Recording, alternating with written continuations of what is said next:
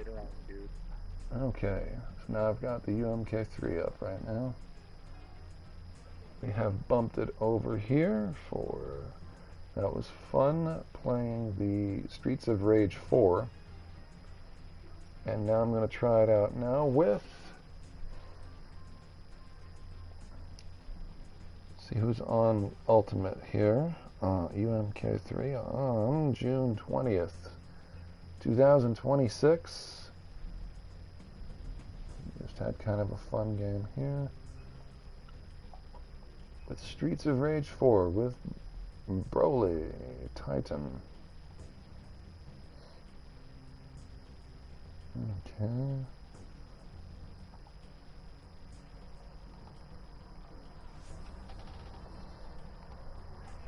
Back to the game.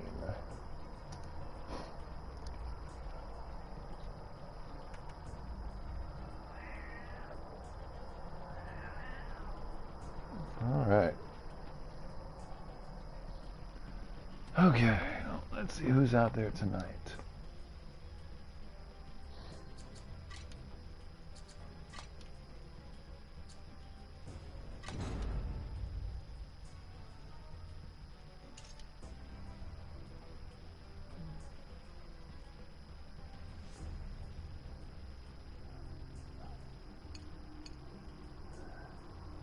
Dolma Johnny.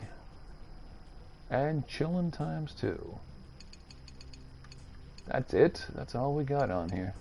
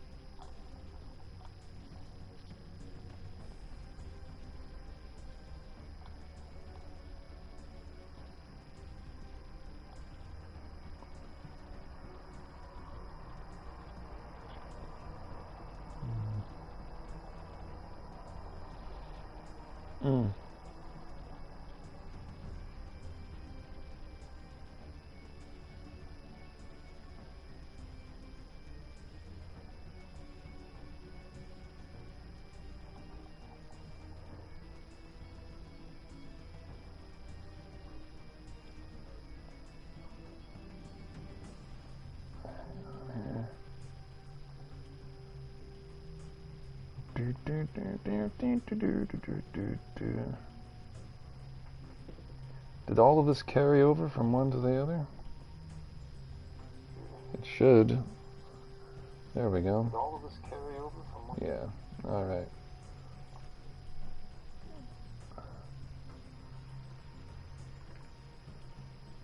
Hey. Let me fix my other categories here. Sorry, wrong button. I had a party up here. Yeah, I'll have to leave that one.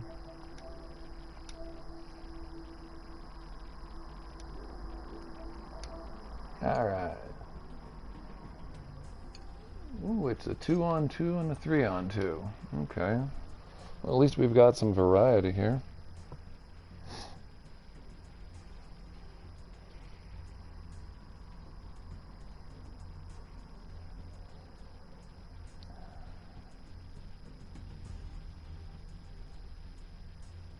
Bruno Senna. I've never seen that guy before.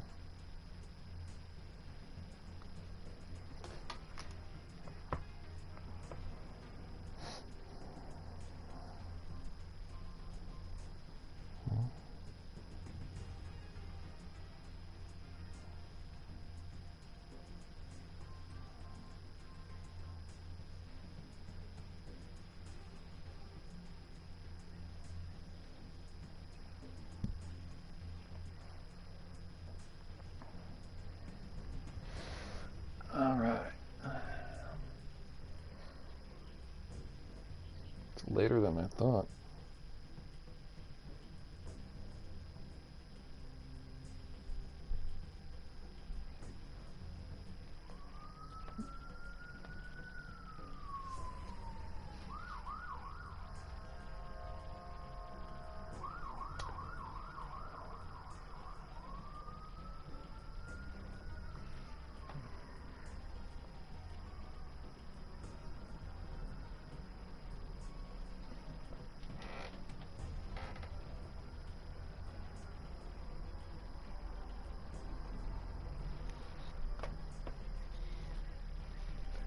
Tarkin, huh?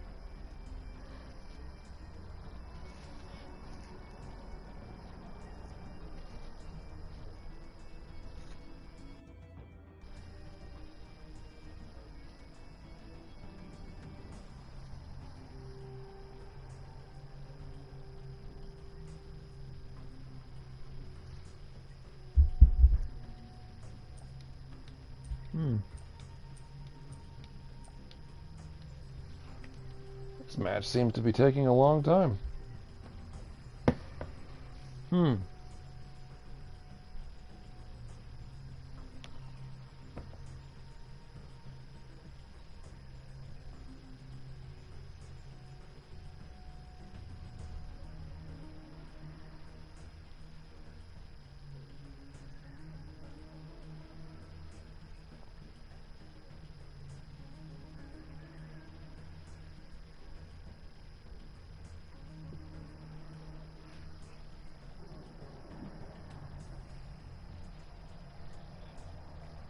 Maybe the match isn't real.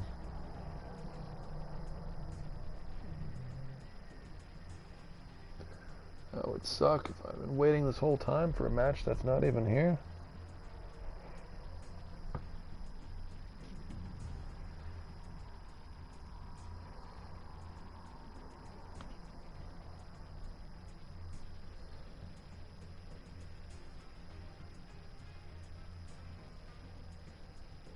There we go.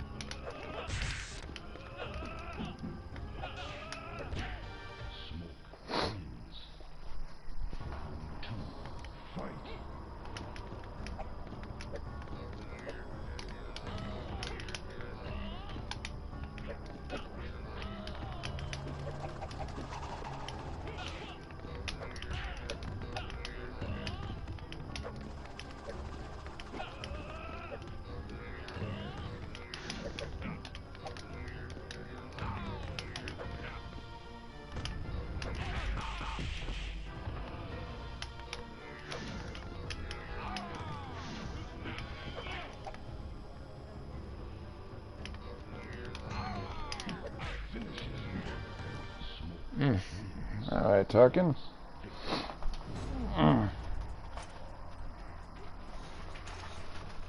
know what all the herky-jerkin think he was going to do. Maybe Tarkin's not acclimated or used to me yet. Oh, you want to go Sub-Zero. Okay. It's alright. We'll go that way. Hey, base. Ooh, this is not a good connection.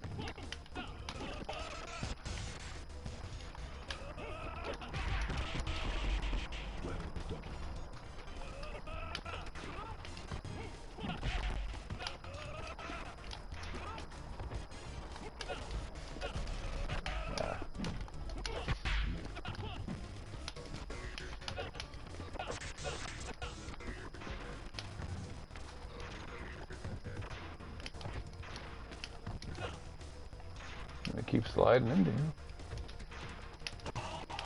There you go.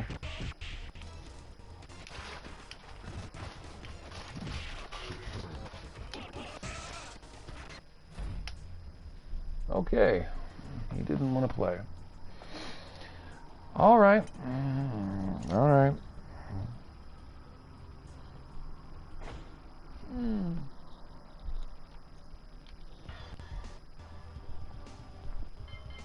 Easy going.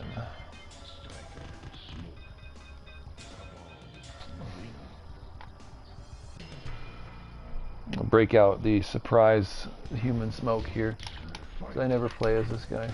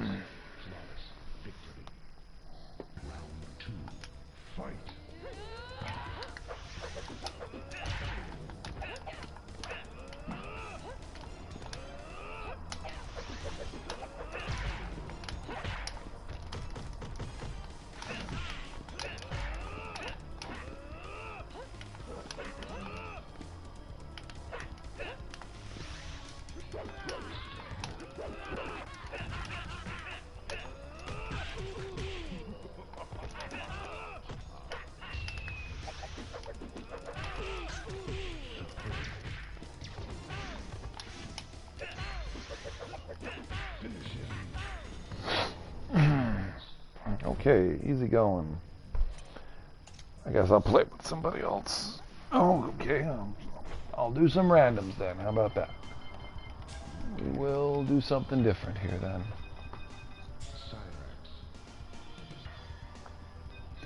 Hey, base, but yeah, no, I don't. Why would you and Sans wanting to come to Canada to visit me? I mean, I'm flattered, but no, you can't come over. You can't come over. You can't stay.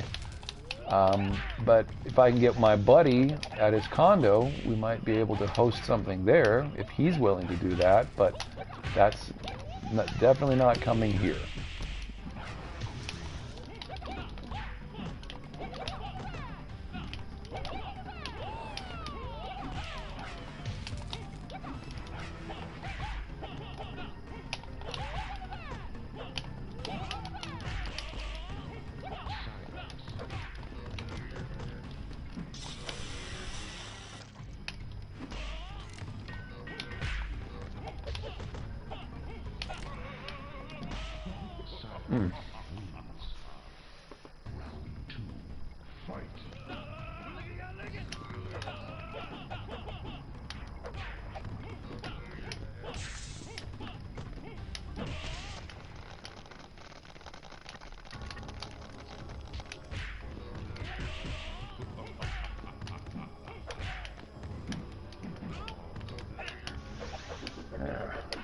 Count me on that one.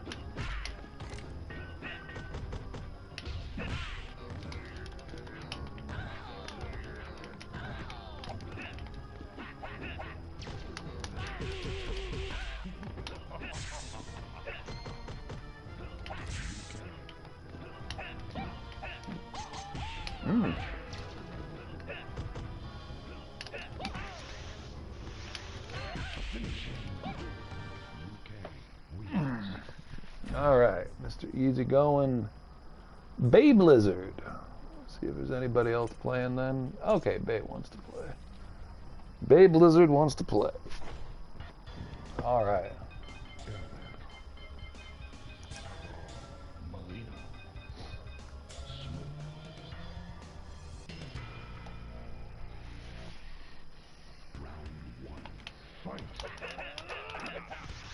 Whoops. Should have been a little swifter on that one.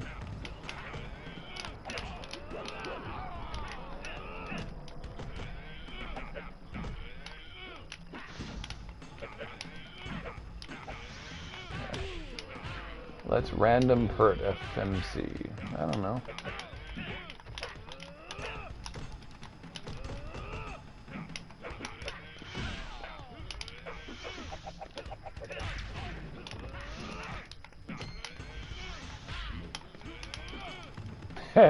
Flipped him the other way.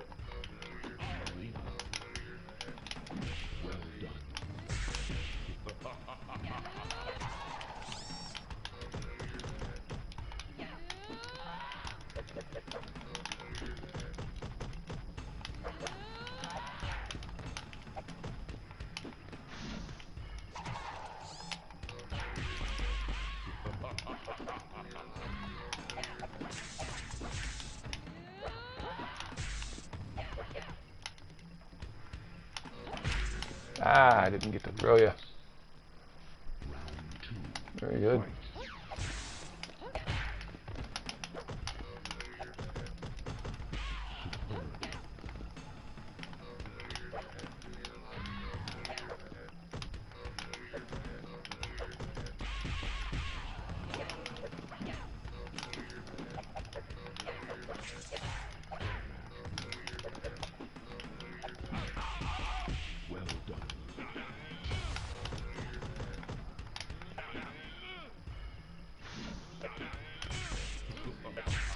You think Bay hates you now, Base?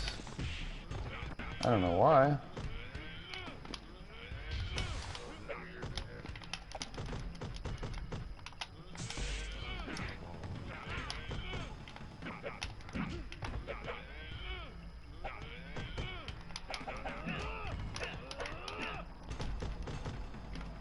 Shit. That damn whiff. Did it again. Why does it do that? It doesn't always miss.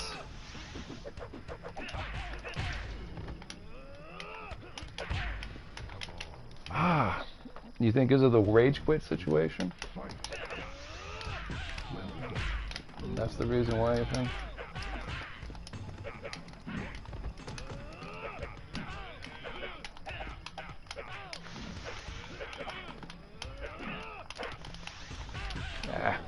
Nuts.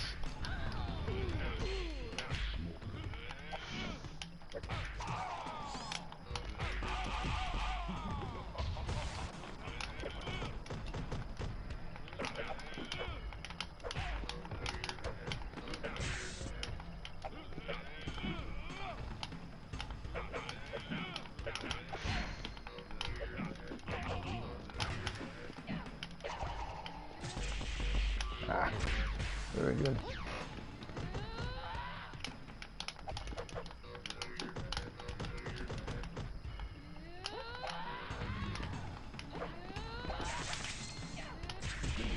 I ran right into his punches. But why would Bay hate you because of the rage quit situation? That was clearly a guy who did not know who you were, and he clearly pulled, and then someone tried to circulate a poorly edited video of it, which was not a real stream cut. It was badly edited, and you can see that with what an actual disconnection screen looks like. Plus the fact that you've had all these inputs when supposedly there is no connection, like for some reason jumping and the ability to both duck and block despite having no connection. So how was that? I mean, why was that? Why would that be angering to Bay Blizzard when the dude completely pulled? He didn't know it was you, and he wasn't about to get a flawless babality done on him. There was going to be no flawless babies. But then tried to pass it off like a disconnection when it wasn't. At least if that video is the real video, then that's a badly edited video, if that's real. You believe Bay is Team Goku. X, was I ever a fan of M? Nope. I mean, when MK2 came out, yes, I was a big fan. I loved it. I played the game. It was great in the arcades. It was cool. It was the new game. Now, after MK1 was old, and now MK2 was all new and stuff.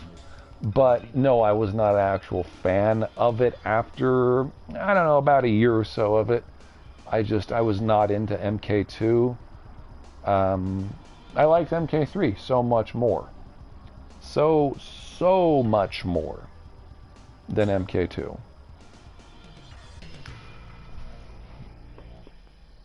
But yeah.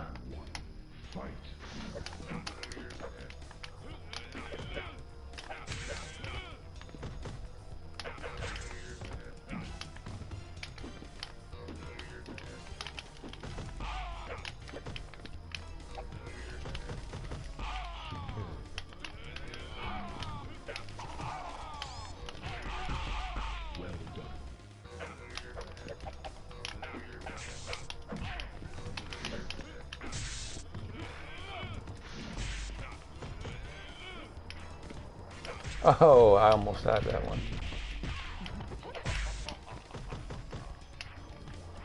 Nah.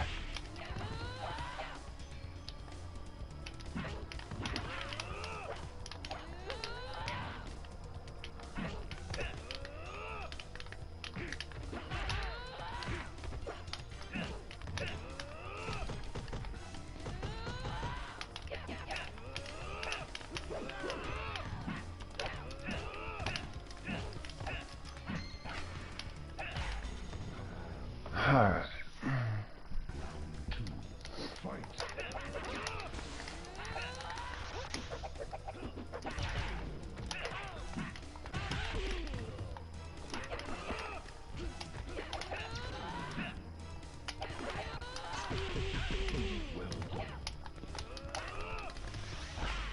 Very good.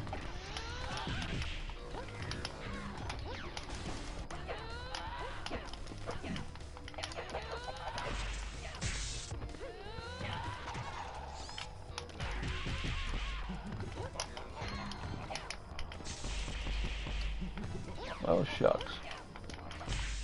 There you got me.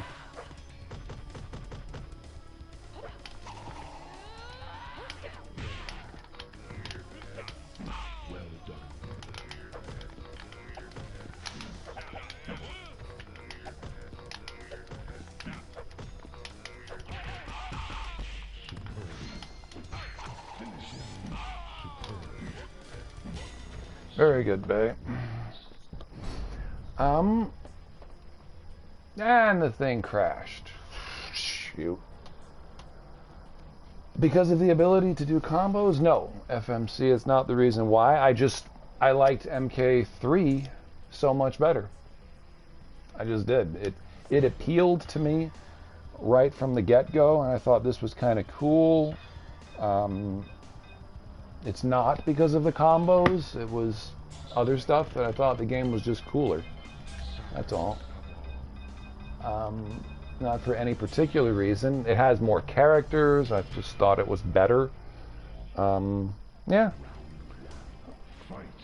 When came out, of course, I liked it when it came out. Yes. It was definitely, you know, really cool to me. But, I mean, just like the original MK was cool until MK2 came out.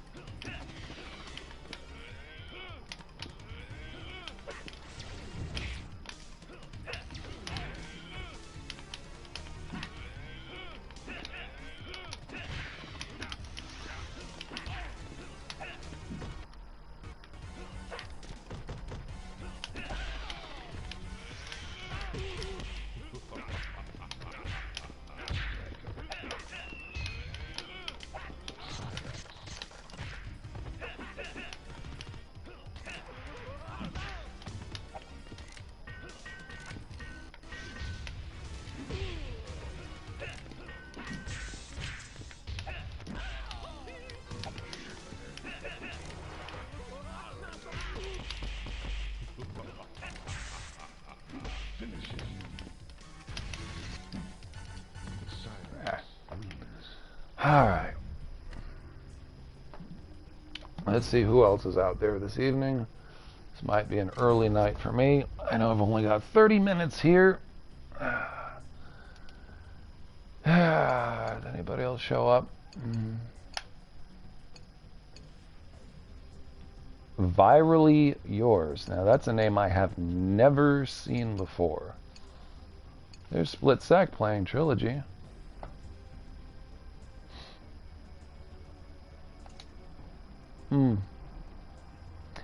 Can play in mobile. No, there is no such thing as playing this game on a mobile. This is an arcade game with several buttons. So no, this is not a game to play that you can play like that. That's not how the game works. It's got directionals. 8 directions of movement, and it's got 6 buttons and combinations and stuff. So no, it's not a mobile game. Not a mobile game. I guess I should take down that my poll earlier. Yeah.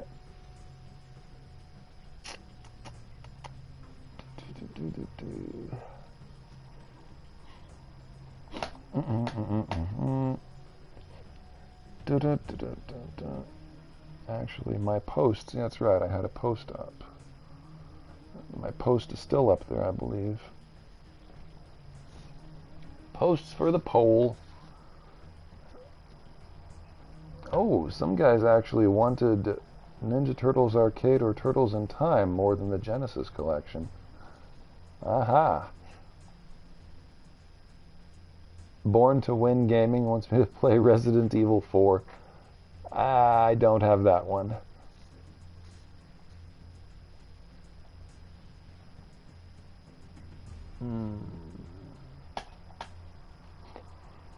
Ba-da-ba-da-ba-dum.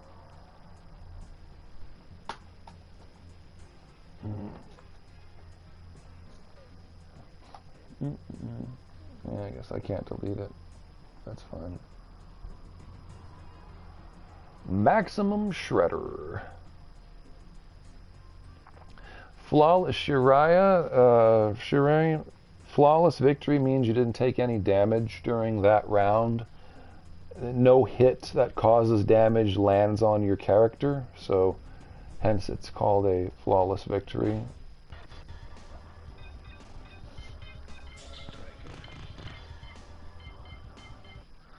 Shiryu Sensei. Yeah, it just means you didn't take any damage during that round. So it's considered flawless. You didn't even have to block anything that would incur damage. There are a couple of attacks that you can block that don't cause any damage. It would still count as a flawless victory. But if you wanted to do a babality or a friendship, it would count against that because you need to be able to do those without blocking. Otherwise, you can't pull them off. You can't pull off a babality or a friendship if you press block on your winning round. And they got rid of that for MK Trilogy. So you can do that regardless of blocking on Trilogy. But this is Ultimate MK3. So you do need to maintain not pressing the block button on your winning round, either 2 or 3. Round 2 or 3.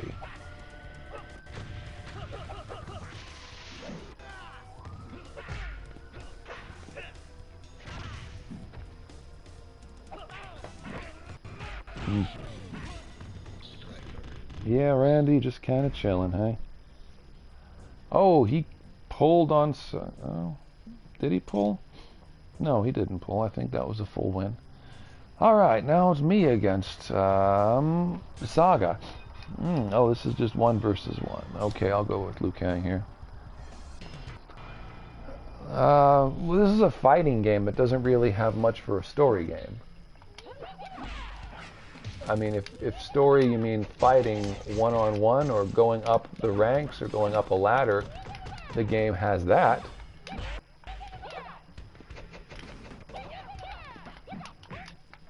but it's still a fighting game. Kind of like, you know, like Street Fighter, if you've ever played any of the old Street Fighter games.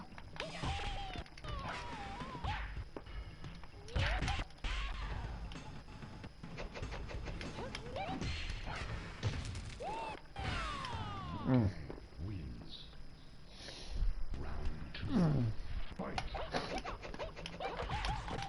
Ooh.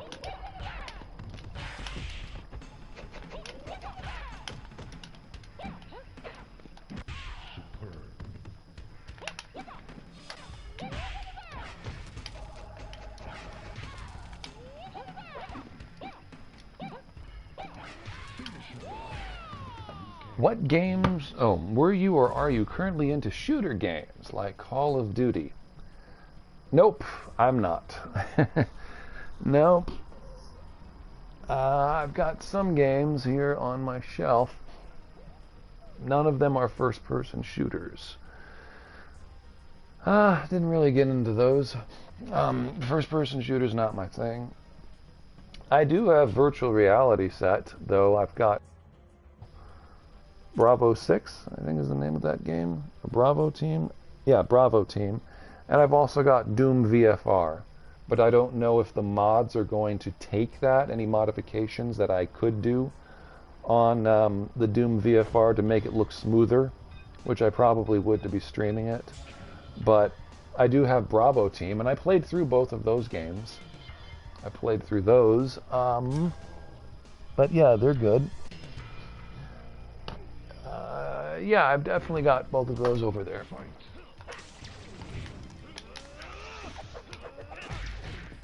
But first-person shooters have never really been my thing.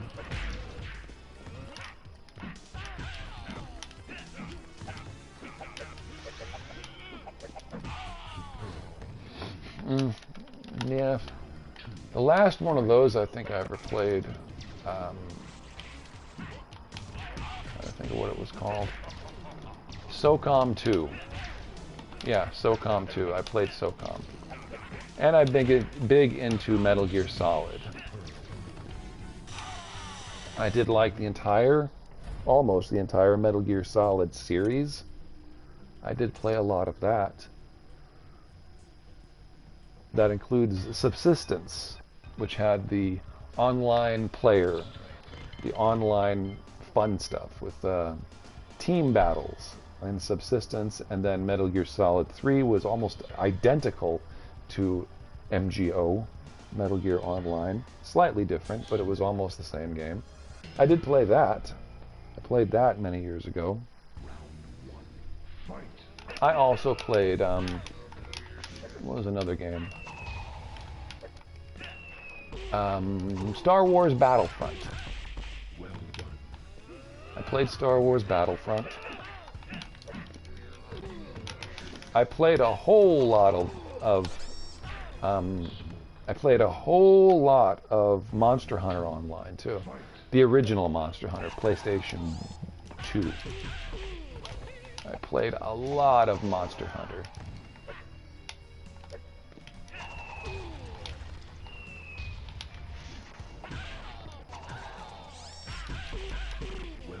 That was on the PlayStation 2.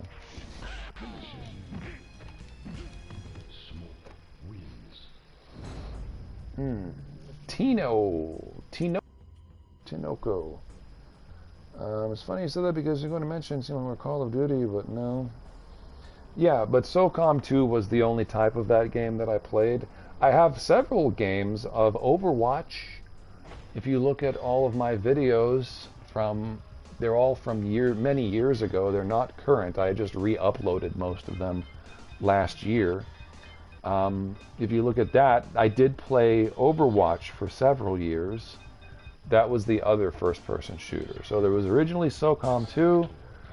I played some Star Wars Battlefront, and I played online Overwatch. Overwatch was pretty much it. That's the last first-person shooter I played, was Overwatch.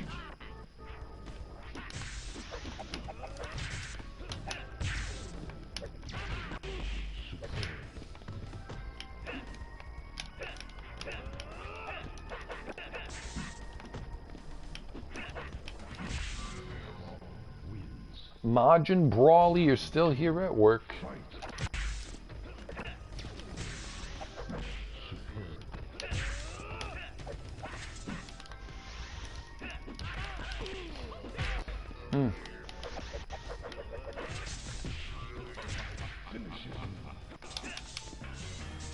Yeah, the SOCOM series was pretty good. At least from what I remember, but I only did SOCOM 2.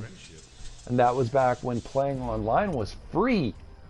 Could you believe it? That's where I also played the Monster Hunter 1 online, which there's not enough footage of what that game was like back on the PS2. Playing against Vitalis and going on your four-man troop. And oh gosh, what else was there? There was also Lao Shan Lung, but the American version got Vitalis. Oh gosh, that was awesome on the PlayStation 2.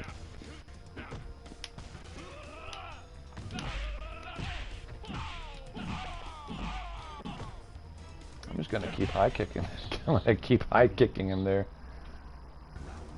Yeah, PlayStation 2 was definitely free.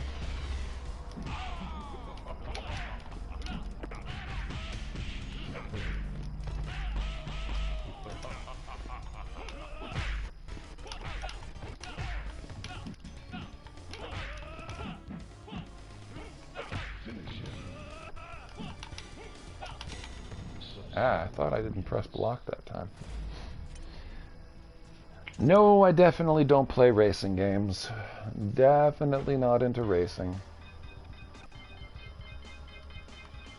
Well, yeah, I played Cruisin'. I played, Cruisin' 64, Cruisin' USA. I have played those. I know of them. I have played them. I also played Road Rash, and I played Top Gear, and I played all of that stuff, but no, I'm not into racing games. They're just not my thing.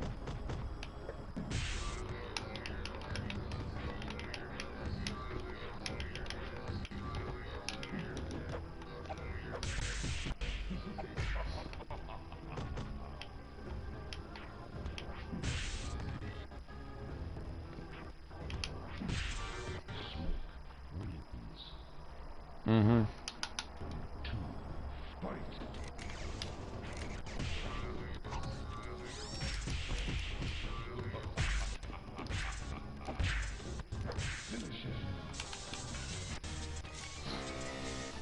Now, this was a flawless victory here.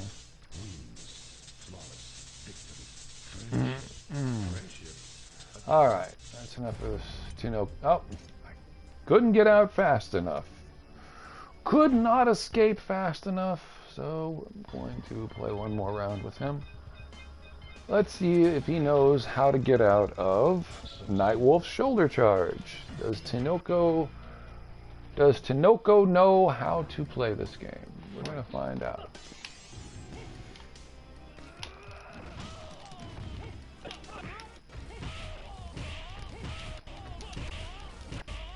Nope.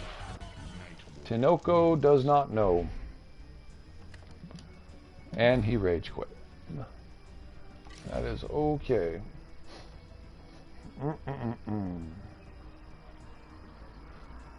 Probably like Kevinator would probably call that cheating right there. Probably say, I was cheating. Or what was that other doofus that said, I cheated because I know how to read your mind or some crap. Who was that back here on my chat? My chat list who called me a cheater. Yeah, Horror Junkie. Horror Junkie. That was another post I made once. He said, yeah, I'm hacking. That was what it was. You said I was a hacker, that I knew what he was doing before he did it. Goodness. I remember that dum-dum. Anyway. Yep. I mean, it's not like I made him keep jumping into, about 5 or 6 shoulder charges over and over. He could have just blocked. He could have ducked. He could have jumped away. But he kept jumping straight into it. It's yo pappy. It's yo pappy.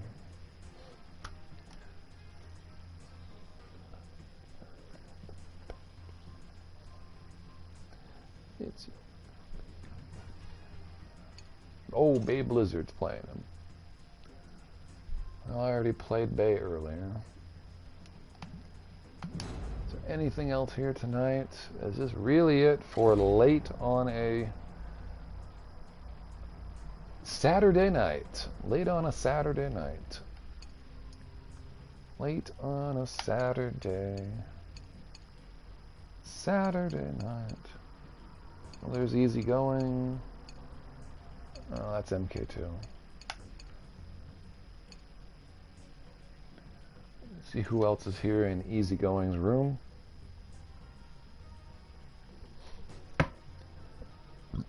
Yeah. I originally probably had a few drinks that night, and I was in the groove and ran into a brick wall when I first played you, but here I am today enjoying the stream. Yes. Yeah, I remember that first night playing you, Randy, and you were like, something's not right there, Xbander. Something's not lining up. How are you doing this? And it's like, I'm just playing the game. What do you mean? Something's just... And this was like 6 months ago, Randy. I know. It's been months, and it's been half a year. Half a year or so. What was it, January?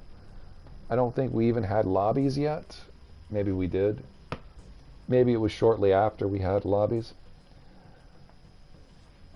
But yeah, that's not cheating. That's good. But what I just did to that dingleberry a few minutes ago, what I just did to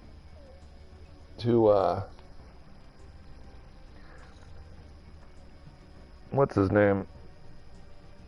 Tinoco. I had to go scroll back here. Yeah, what I did to Tinoco was not skill at all, and it was not mind reading, and it was nothing like that. It was just, I'm going to spam a whole bunch of shoulder rams and see what he does. See if he knows to block it, see if he knows to duck, see if what he knows. And that's all I did. I said I'm going to go with Nightwolf, and I'm going to play and see what this guy does. I'm going to slam into him a bunch of times in a row and see if he knows how to counter it, and he didn't. He countered with pulling, basically. He countered with the rage quit, which is fine. It's just fine. I guess he's very new in the game, and that's okay.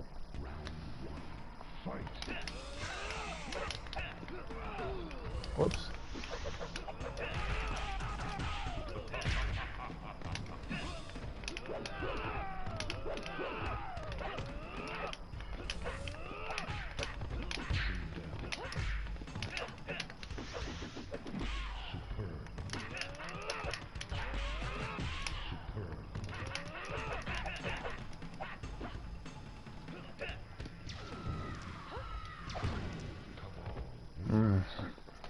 All right.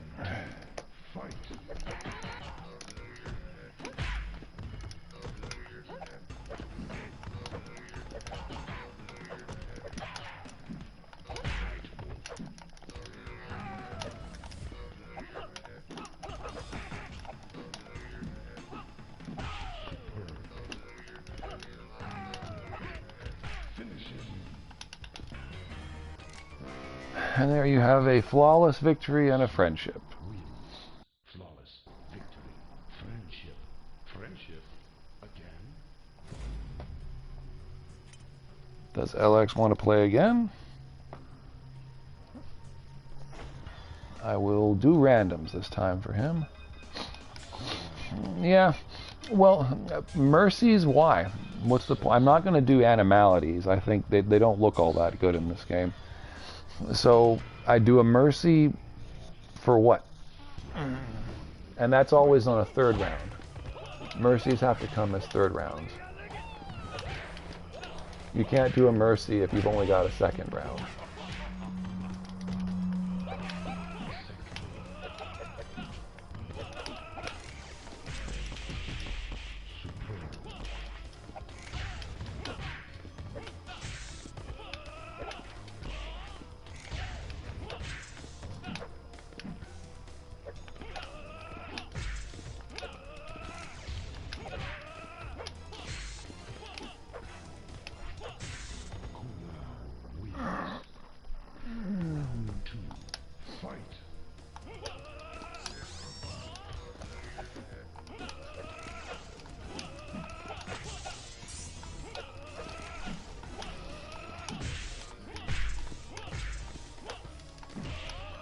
There you go.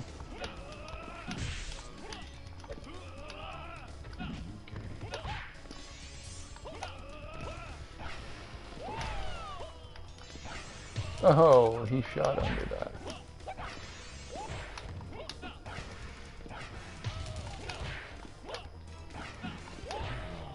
Haha.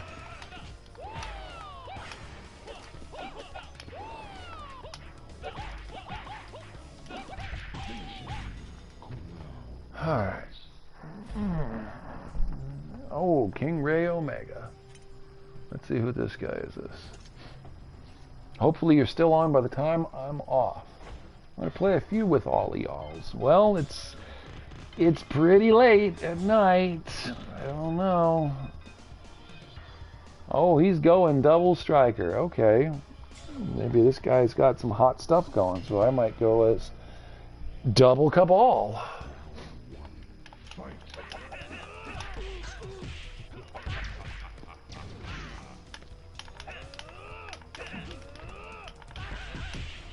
Okay, so he's breaking out the infinites. Okay. Breaking out the infinites.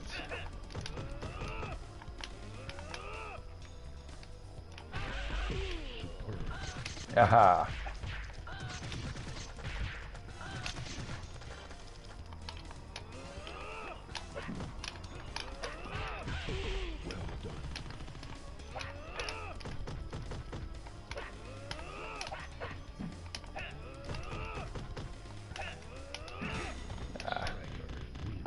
Alright, so he's doing the infinites.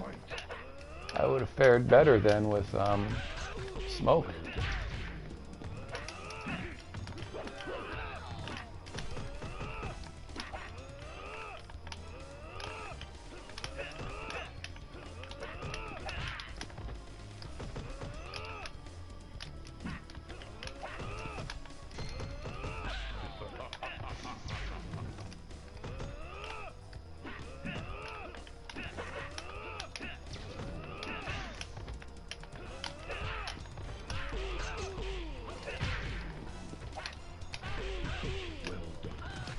Ah.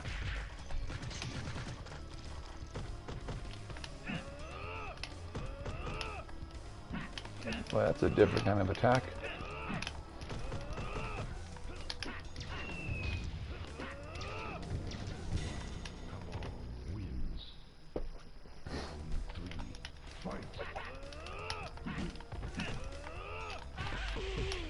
Ah.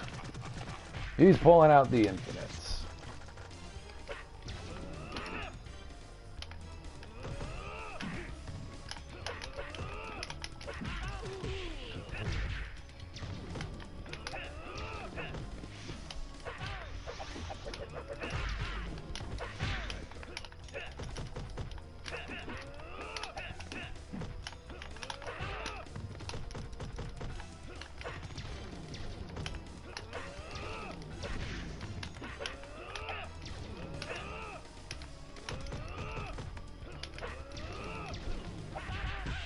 Aha.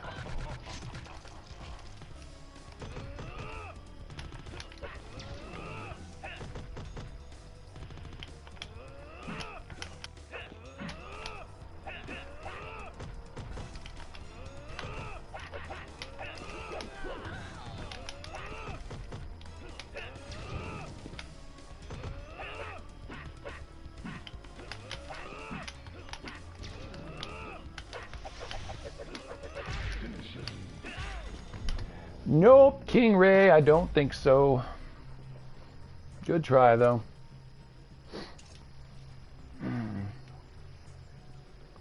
Oh, great. Now I'm fighting NoDoubt after easy going here.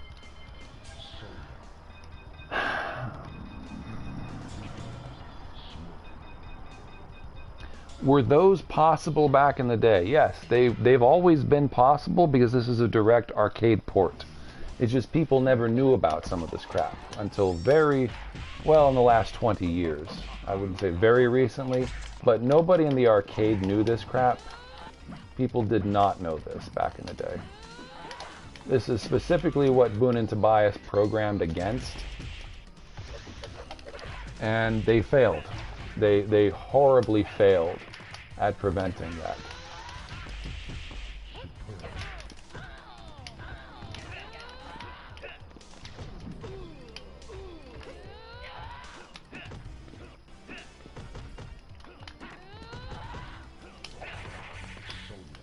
They tried, though. They tried to prevent infinites and stuff like that, but they did not succeed.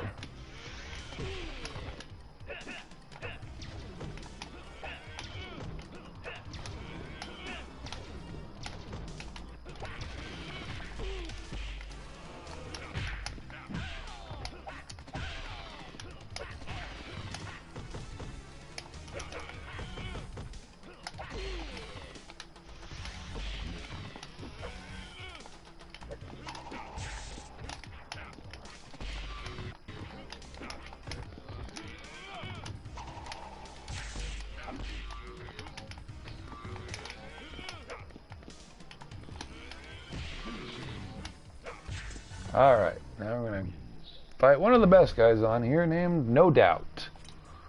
NoDoubt is really, really good at this game. And he loves Gwen Stefani. So I don't know how well I'm going to do against him. But we gonna try. And I'm going to surprise him here with human smoke instead of cyborg smoke.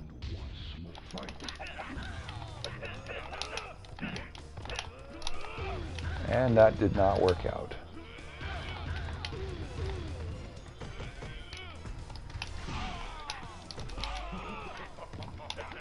And that really didn't work.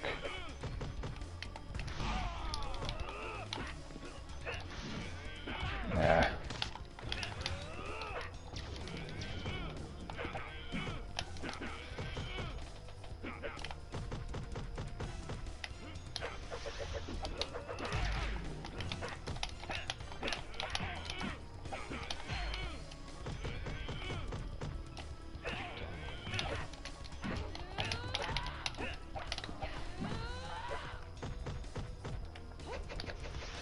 Yeah, he did the instant air.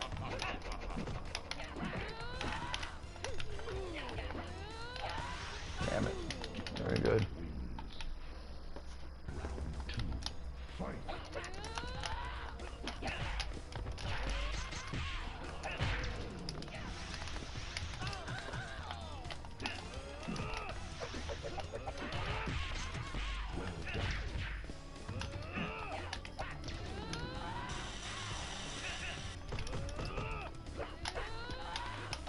I'm surprised I actually pulled off the ground razor on him. That should not have been possible.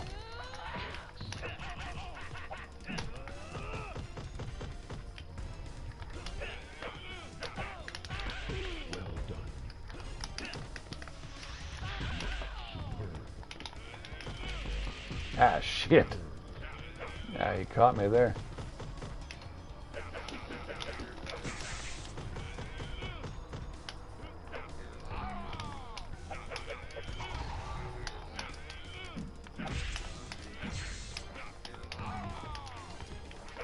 Yeah, I thought maybe I'd catch him.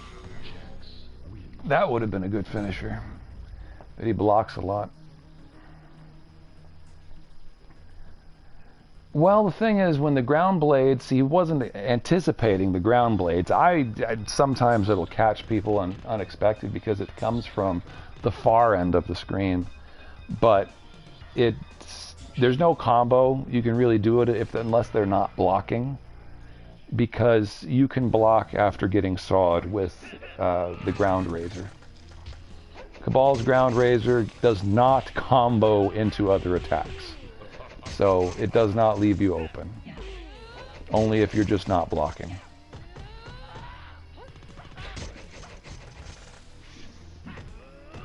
King Ray Omega really wants to try to do infinites as striker. Yeah, there are some. Smelly Sanders, I think, is the best Jax player out there.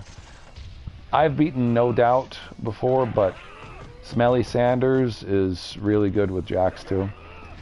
Because there's two strategies to do with Jax. You can always keep somebody locked down if they're not a teleporter. because there's only a few characters, they will teleport and get you from behind. But yeah, Jax does a really good way of locking characters down, and if it's not a teleporter, you can just do the combo again, shoot missiles. You're basically covered right in front of him, and there isn't much they can do. Whereas if it's a teleporter, you've got to play a bit more carefully with Jax. You've got to be a bit more careful with Jax. You got to change it up a little bit, because they can come up behind you with a teleport punch. So that's basically it. There's two really good strategies of playing as Jax, depending on if it's a teleporter or not a teleporter.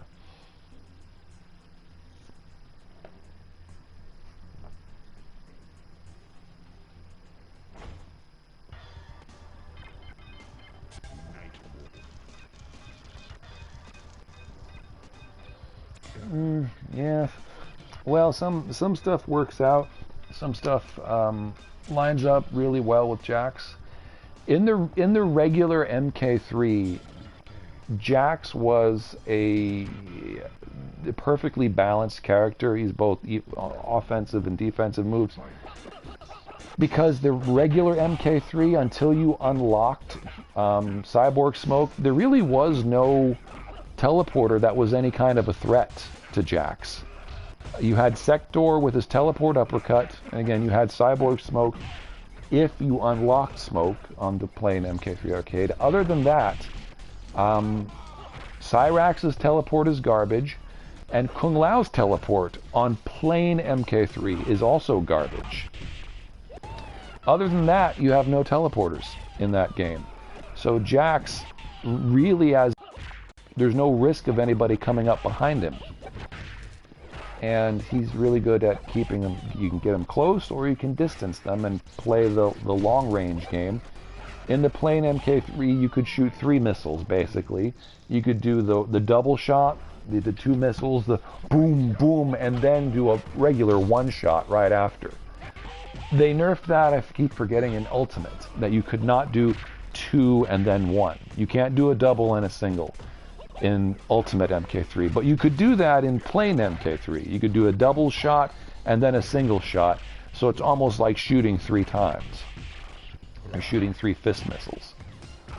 But anyway, yeah, that's little differences. So Jax was a perfectly balanced character in plain MK3 for either up close or distance damage. Unfortunately, Sub-Zero is the top player. It's basically the Sub-Zero show in regular MK3, and Kabal is even more powerful in plain MK3 because his ground blades don't disappear in plain MK3. His ground blades stay there.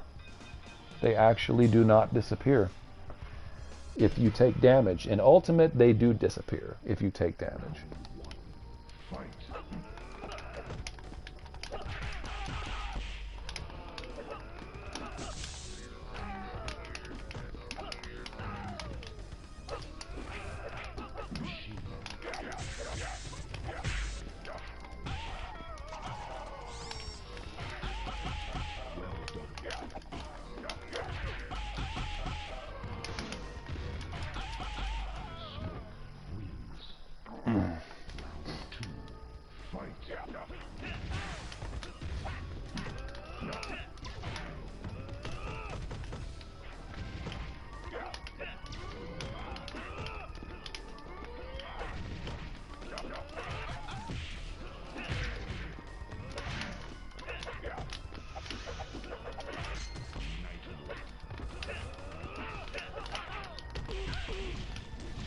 Now his Nightwolf is really good.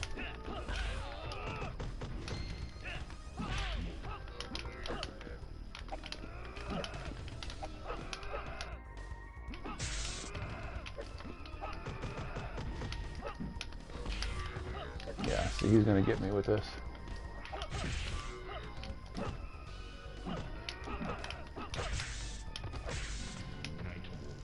See, it's the Nightwolf that worries me with him, not Shiva.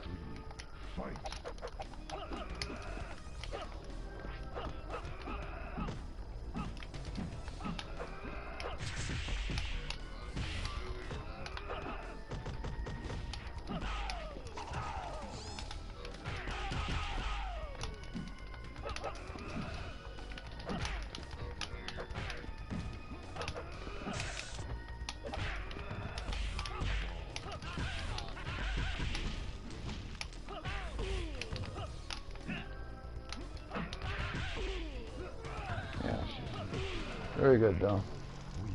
I almost got him the one round. Didn't get him the next round.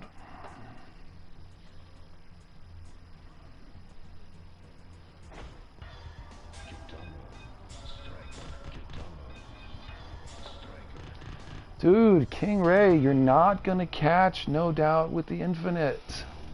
It's not gonna work. He's too good. What the heck is King Ray trying to do? He is not gonna beat NoDoubt.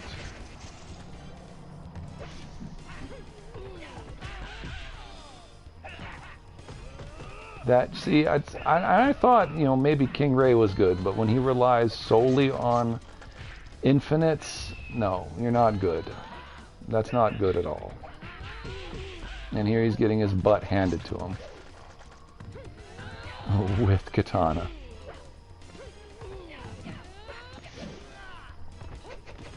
I mean, yeah, he's trying, but he's not coming anywhere close. NoDoubt could pick his worst character, and Ray is not going to pull off an infinite because he's not going to fall for it. For one, I mean, that's if King Ray was really, really good with Striker, he'd be a threat. Yes, he would be. He would definitely be a threat going with double Striker if he was good with Striker, which Ray is not. He knows the infinites though.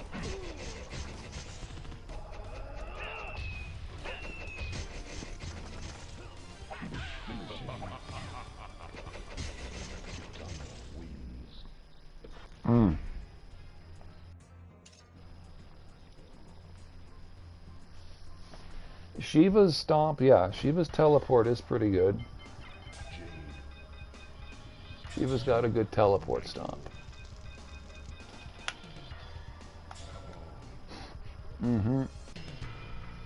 Yeah, he's the only non-enhanced mortal in all of Mortal Kombat. He's like just this regular dude.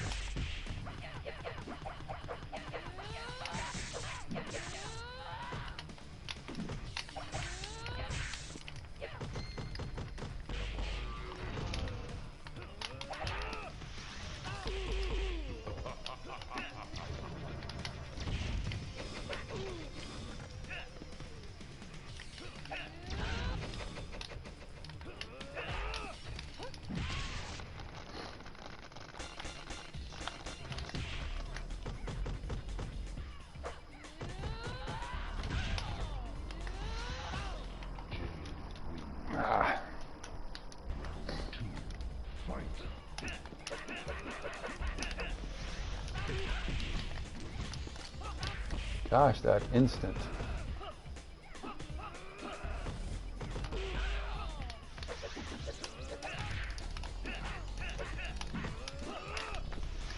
Ah, sweep was too slow. I didn't get it.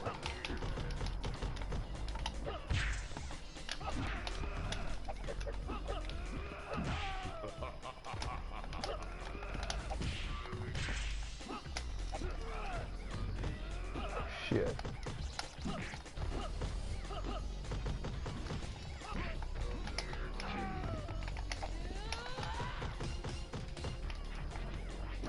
No, it took out the flash. That was weird. I've never seen that happen before. It undid the flash? I have to look at that one again. I have never seen that. Yeah, I'd never noticed that. That flash was undone.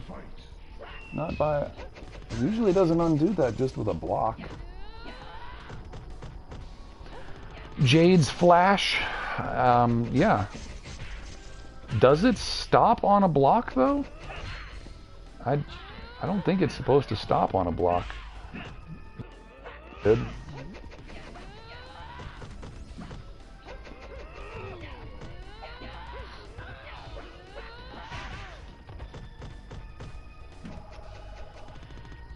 Oh, Ray. You did your pew pew pew too far away, way.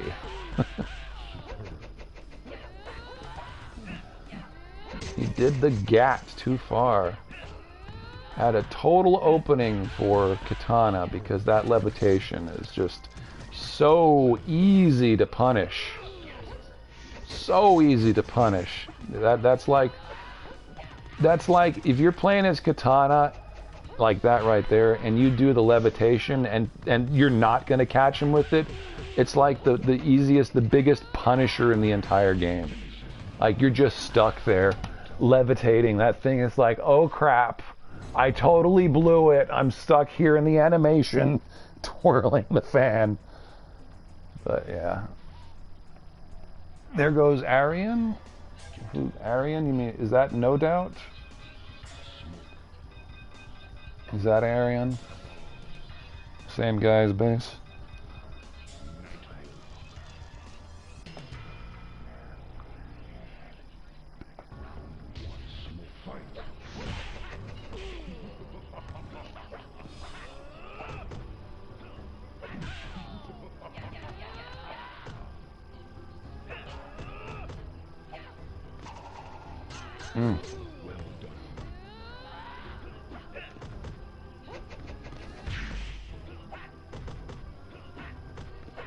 But yeah, King Ray Omega just keeps trying to do Striker's Infinite. He wants to do it so badly. I'm not sure if that's... I don't think that's the same big boss. That's in Jello's stream. I don't think that's the same guy. This is actually a good connection. Every time I've fought Big Boss, it's been a crap connection.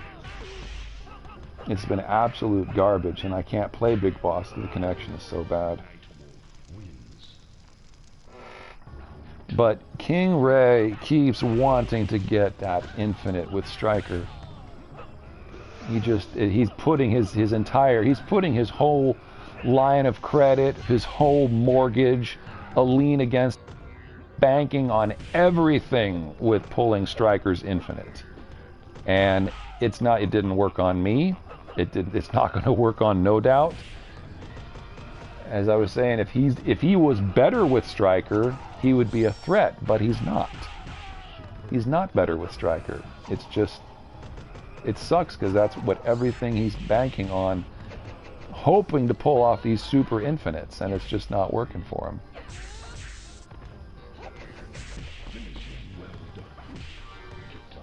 Yeah, NoDoubt, big boss here. Let's see. Seems very cool, people. Yeah. All right. I almost had him for a match here. Ah, okay.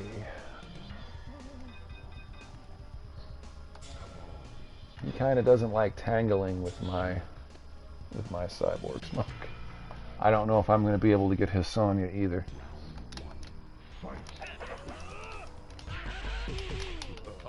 Yeah.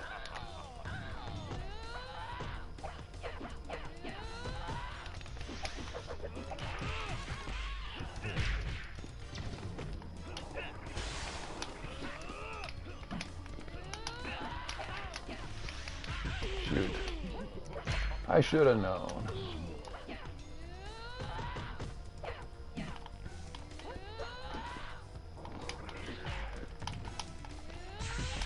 Whoops, I forgot where I was on that screen too.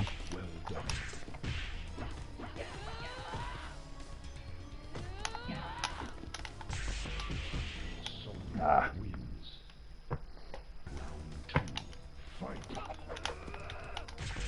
That is not what I was trying to do.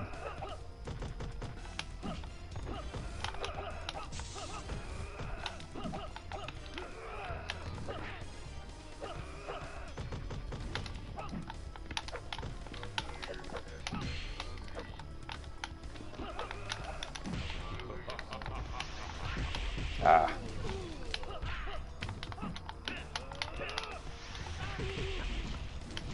Darn it.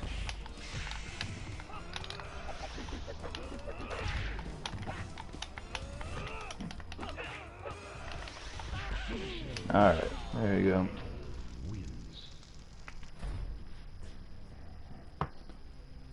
Alright, King Ray, gonna go double striker and try for infinites, and it will not work.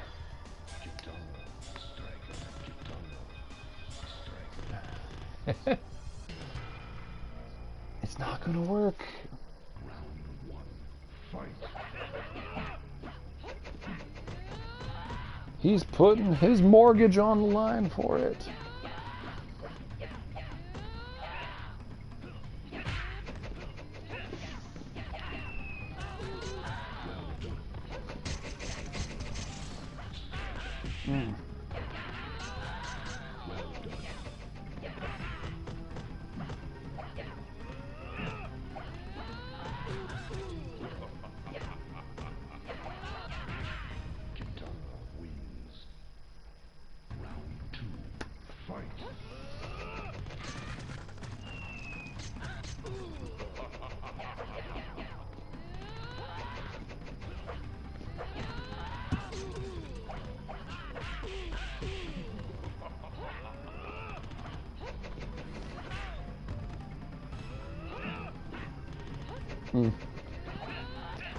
Yeah, apparently it is all he knows, Randy. It really is. I think it's all he knows. That's his entire strategy. Try with striker, do the punch-punch combo, machine gun, punch-punch, machine gun, punch-punch, machine gun, punch-punch. Yeah. It's not going to work against NoDoubt, though.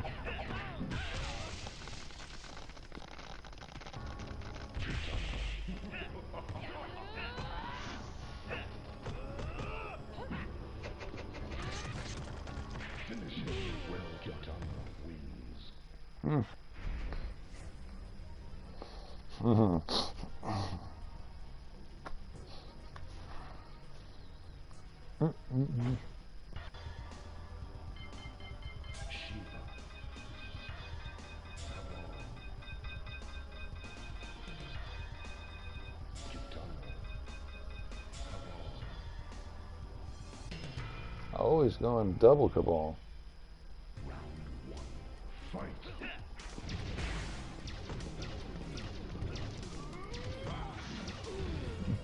Big Boss knows how to do the instant airs.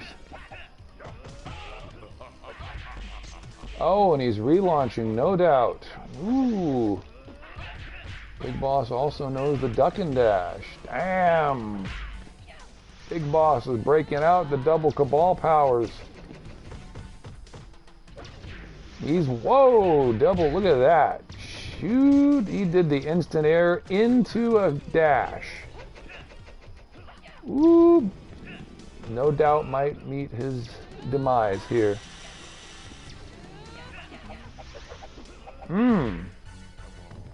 Big Boss slayed him on that match. He's doing that instant airs, trying to knock him out of the air and then follow up with the dash. That's what he's trying to do. He's wanting him to jump. Big Boss wants NoDoubt to jump into one of those fireballs and then follow up with the dash.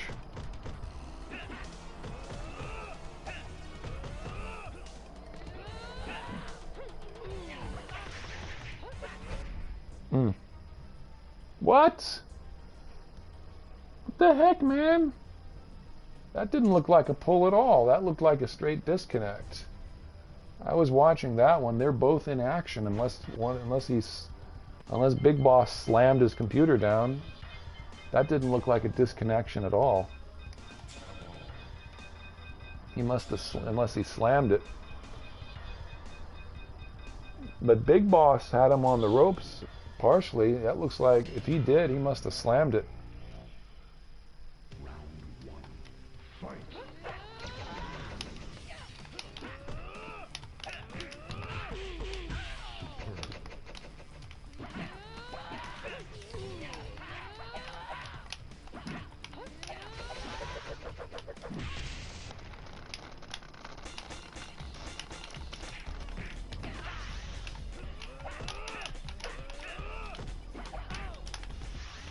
Shit.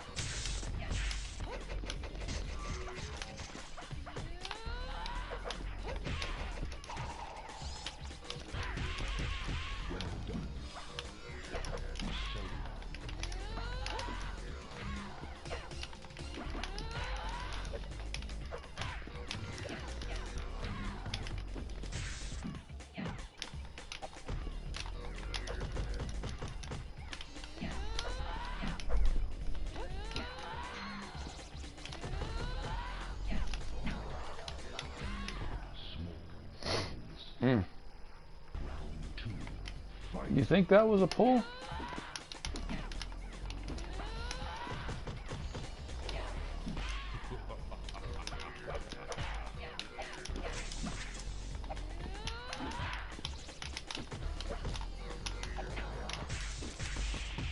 You think that was a pull from, what's his face, from Big Boss?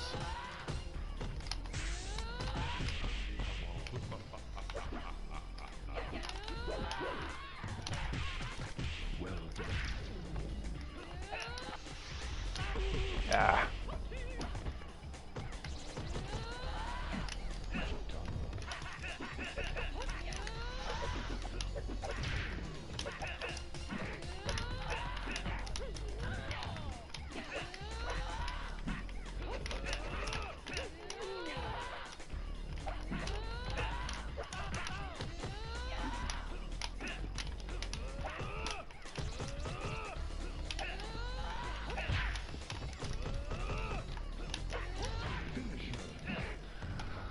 Well, Base, you just saw my win against NoDoubt. How about that?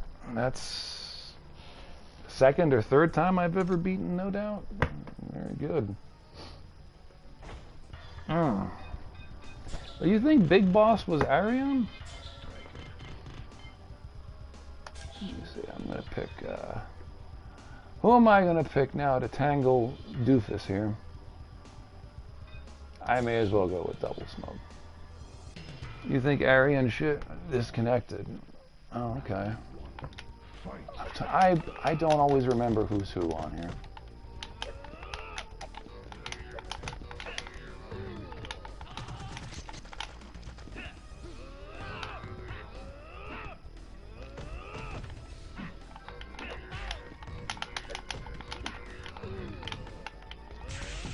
Whoops. I was trying to jump away from that one.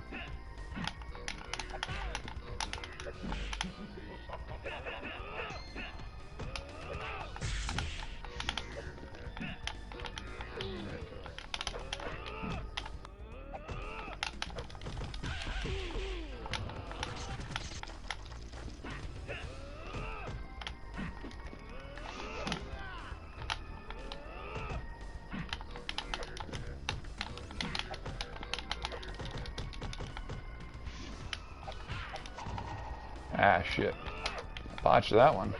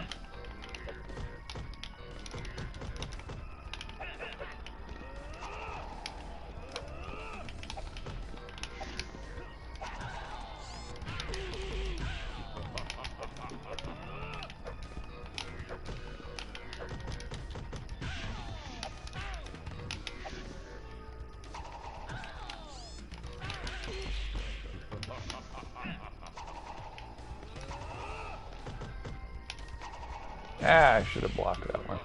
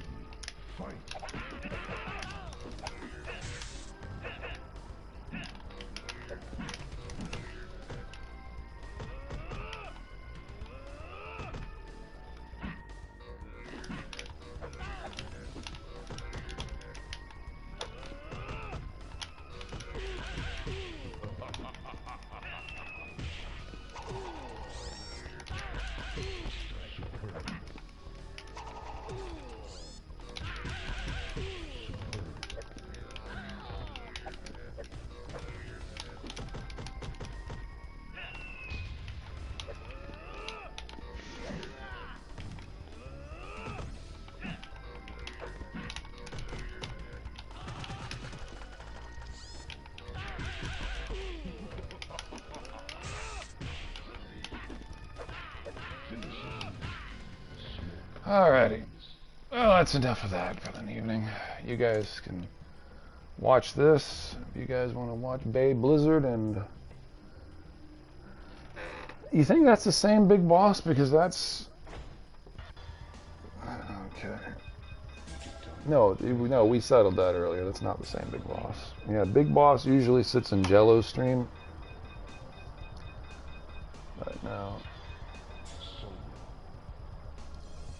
Yeah, no. Big Boss was. I usually have really bad connection against Big Boss, but I don't think that's the same one that stays on Jello stream. So you're saying, Base, that NoDoubt is Arian, and Arian, he had a good Shiva. You said he was a good Shiva, but I didn't see anything amazing. He's got a really good Nightwolf. You said he's more or less the poster child of what a father's worst nightmare could be for their son. Why is that? Why do you say that? I mean, you know, besides take that, Gwen Stefani. I mean, why would you say that about him? Oh, okay. I thought Arian had also retired.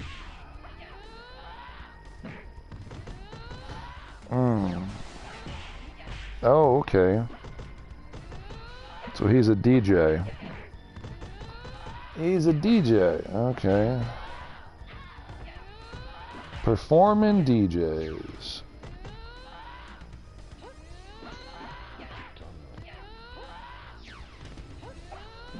No, he's a performing DJ.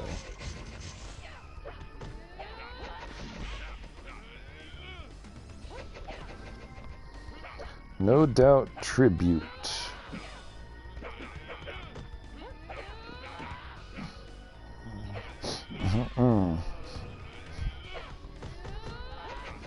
Okay.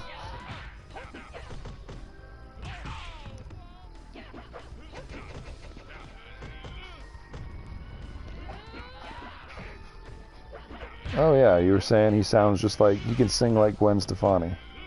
Okay. Yeah, but what's wrong with him? What's wrong with... You said he's one of the most... I know, okay, Gwen Stefani cosplayer. 7 would have been Secret Agent. So I mean, he can do her voice. But does he have her abs? Hey.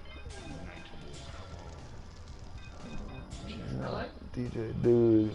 So Gwen Stefani cosplayer. So, yeah, so he likes the band a lot, I guess. Sonic FMV. I wonder if that's Sonic Fox. But why is he foul and disgusting though? So that's NoDoubt, but what's wrong with foul disgustingness? Oh, and there's 3 of them? Oh. That's so funny, we're all going together. There's not enough time to even scratch the surface. Alright. Well, that's not a reason to come to Canada either. So yeah. But they're probably not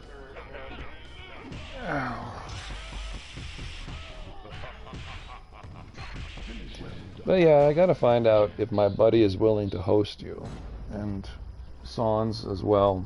I would not encourage you guys to come up here. Like I said, you cannot come over.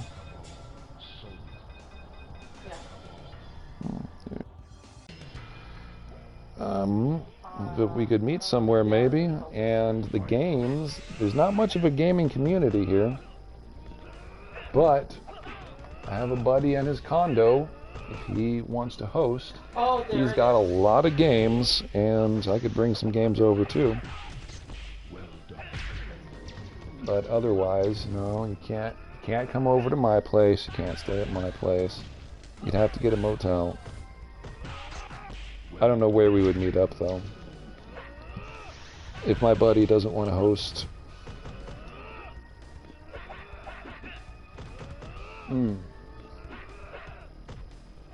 Randy feels like it's a weird question to ask someone that anyway. No, like I said. So you have the spinal equina problem, and that's rough. Well, my buddy's condo, he definitely has room, and it's one level, it's one floor, so you don't have to worry about any stairs or steps. That, I mean, you know, you're from Pittsburgh, you know a lot of snowy places usually have stairways to the entrances to keep snow out. And, yeah, but you can, you would be okay if my buddy lets you. If my buddy says that's fine. I don't know about staying over at his place. I'm not going to stay at his place overnight. But you could make some new friends. A new friend, I guess. But yeah. I know Sans, or you or Sans was saying in my other stream about vacation time. That's funny. Take a vacation? No, you can't do that. I'm, like I said to Sans, is that I'm private. Drew can take 30 people at his place. I can take negative 30. I can take minus 30 people at our place. So I'm not, I don't do that socializing thing. But I'd have to find out from my buddy if he's willing to, then sure. We can go to his place. Hey, Hollow Shy. Hollow Shy has an astounding channel. For just 21 videos that are up there, you've got... Hollow Shy has 25,000 subscribers. I was checking that out last... He's got some good videos up there, too. That's, Hollow Shy's got a good channel.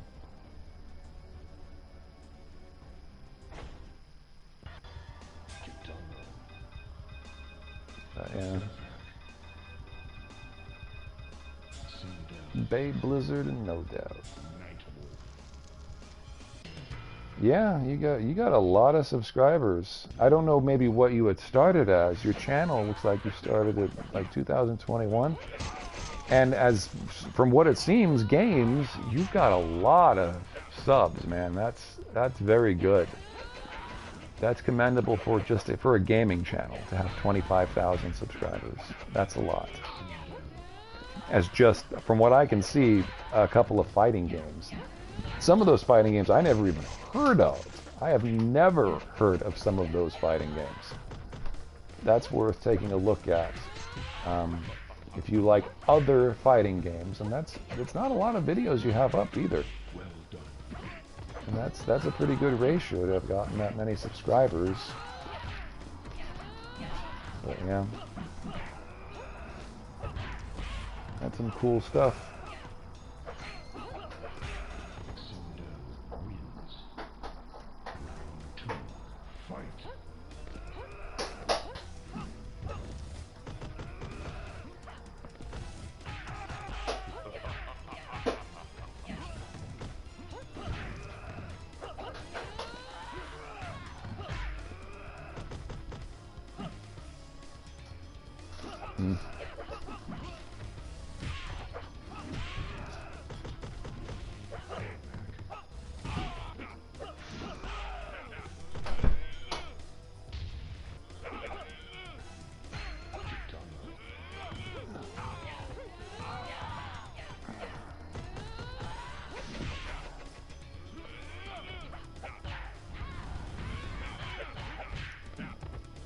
I don't get the interest in spending the night either.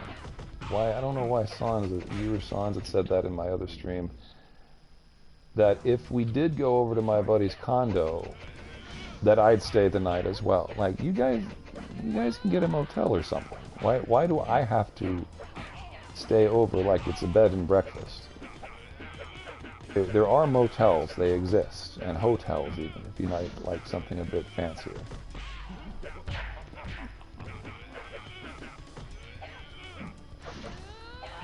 Anyway.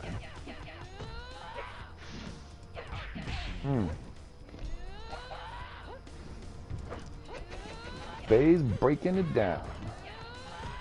Ooh, he just bit the dust there. Bay might have the number on him. Nope.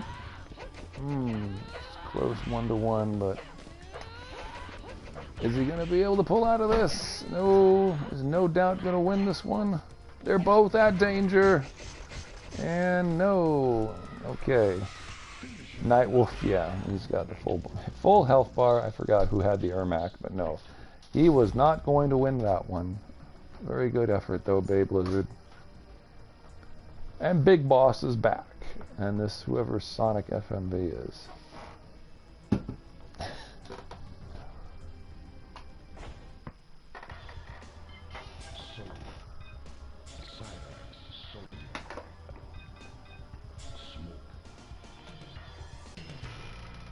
No, base is just not happening. It's you can no, that's just not going to happen.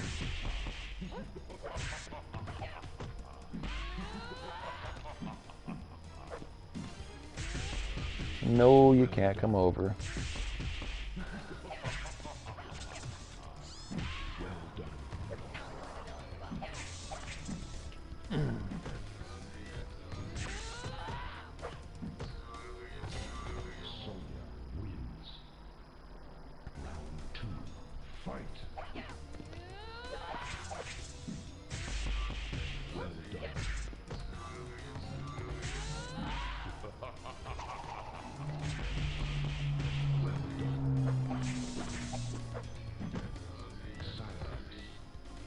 Boy, Sonic is not very good with smoke, that's for sure.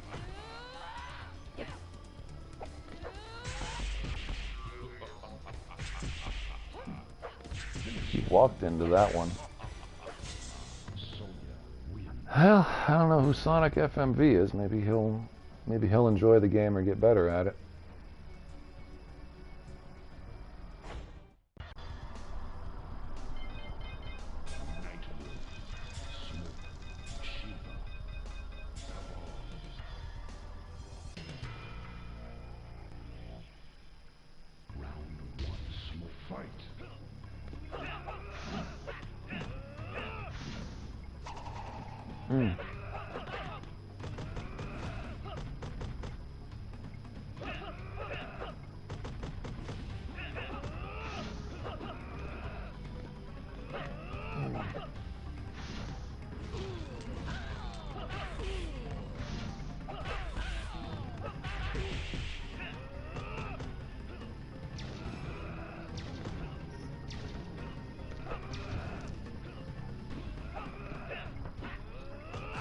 I'm not. I've said no several times.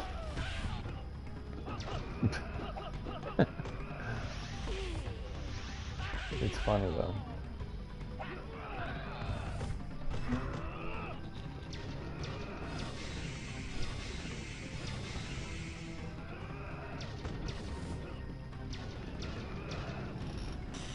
Ooh, he's breaking out the instant airs, but Nightwolf could run. He had a running head start faster than the Ground Razor.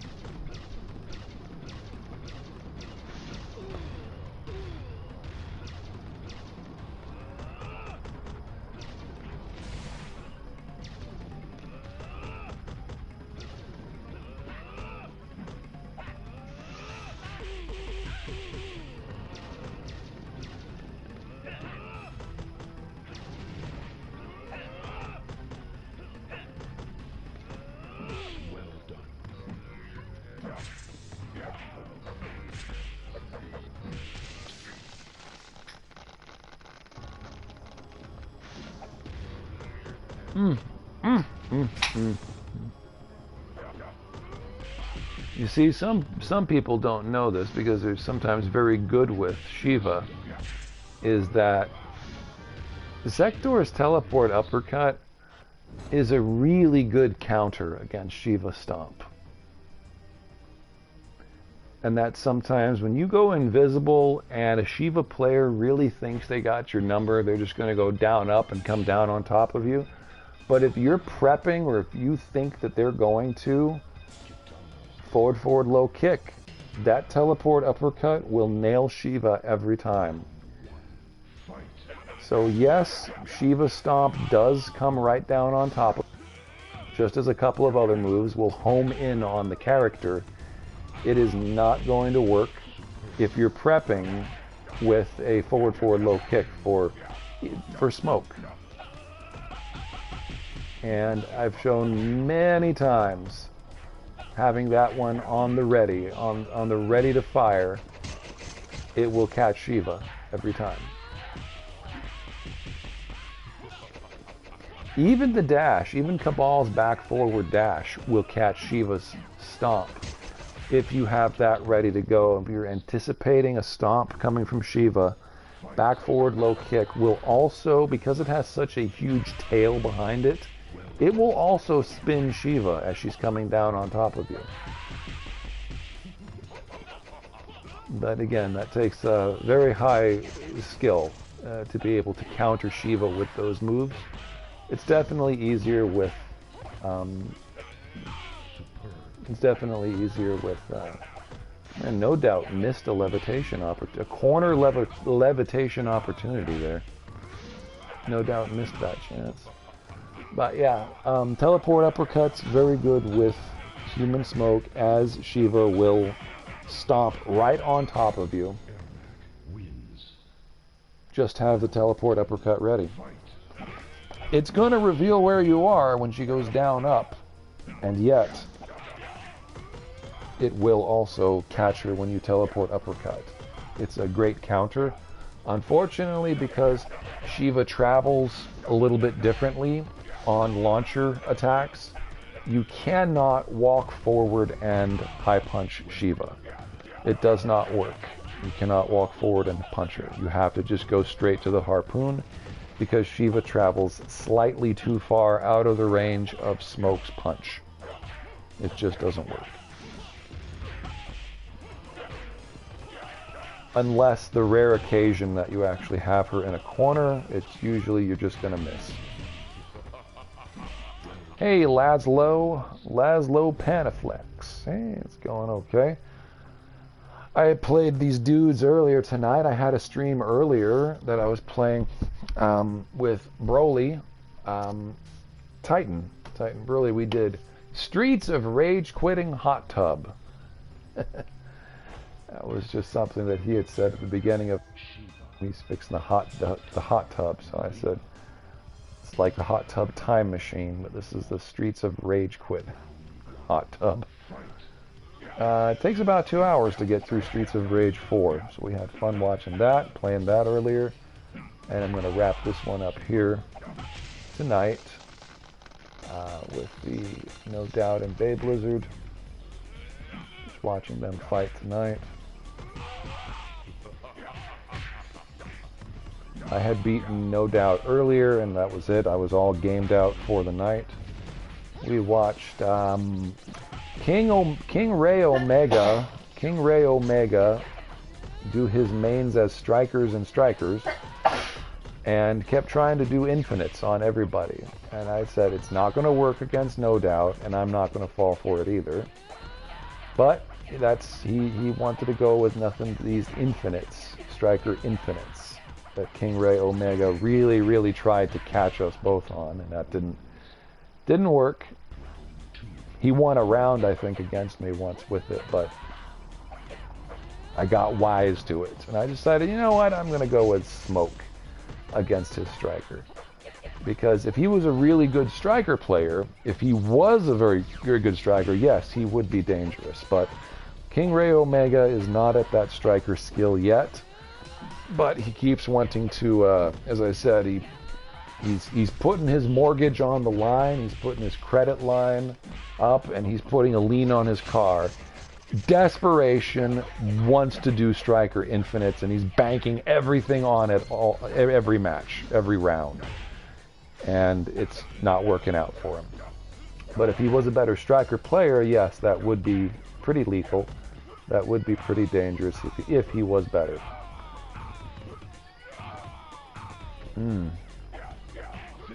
Bay's getting slammed by Shiva.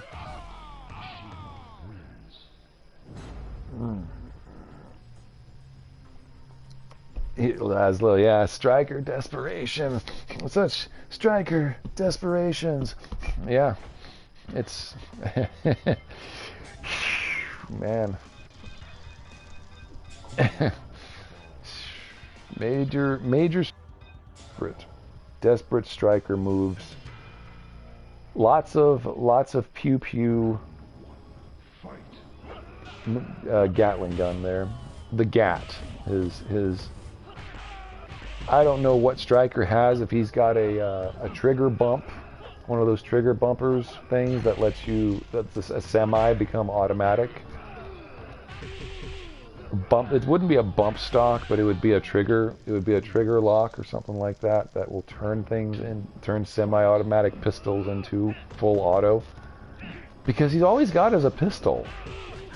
And yet he's got it on full auto and he blasts an entire magazine on every winning pose.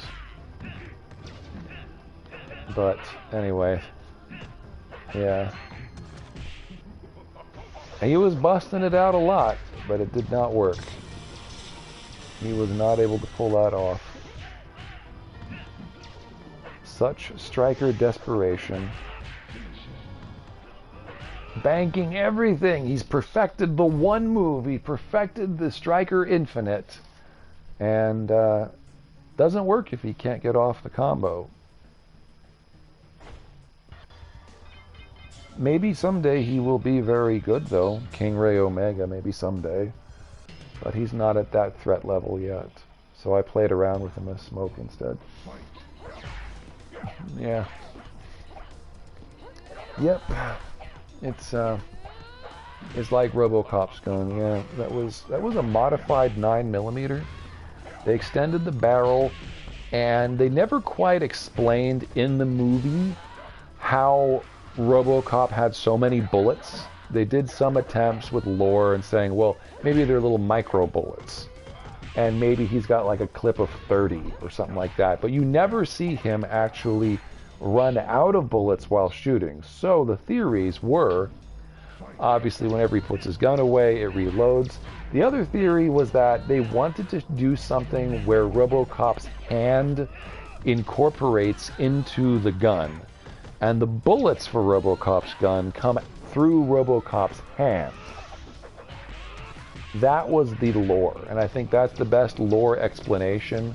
How you see RoboCop at the firing range, never reloading, but fires like 100 rounds with like 4 or 5 shot bursts.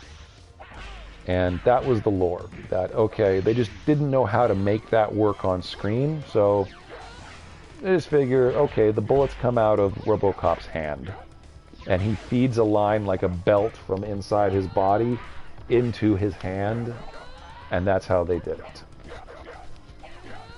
Otherwise, it's just a lot of editing. But yeah. But that was the comic book lore. That's the movie lore. Bullets come through his arm. Oh, yeah. Yes. You feel like going to other people's streams that play this and are starting to have been a waste of time. Going to other people's stream that play on this, I don't know of that many other people that mainly play this. Headlock's Gaming will play a lot of other games, but he will kind of revolve around Mortal Kombat related. He'll even play these brand new mods. He'll play all the Mortal Kombats. 1, 2, 3, 4, 5, 6, 7, 8, 9, 11, 10, X, whatever. He'll play all of them. And he'll even play like new trilogy mods and stuff like that. But Headlock will play other stuff.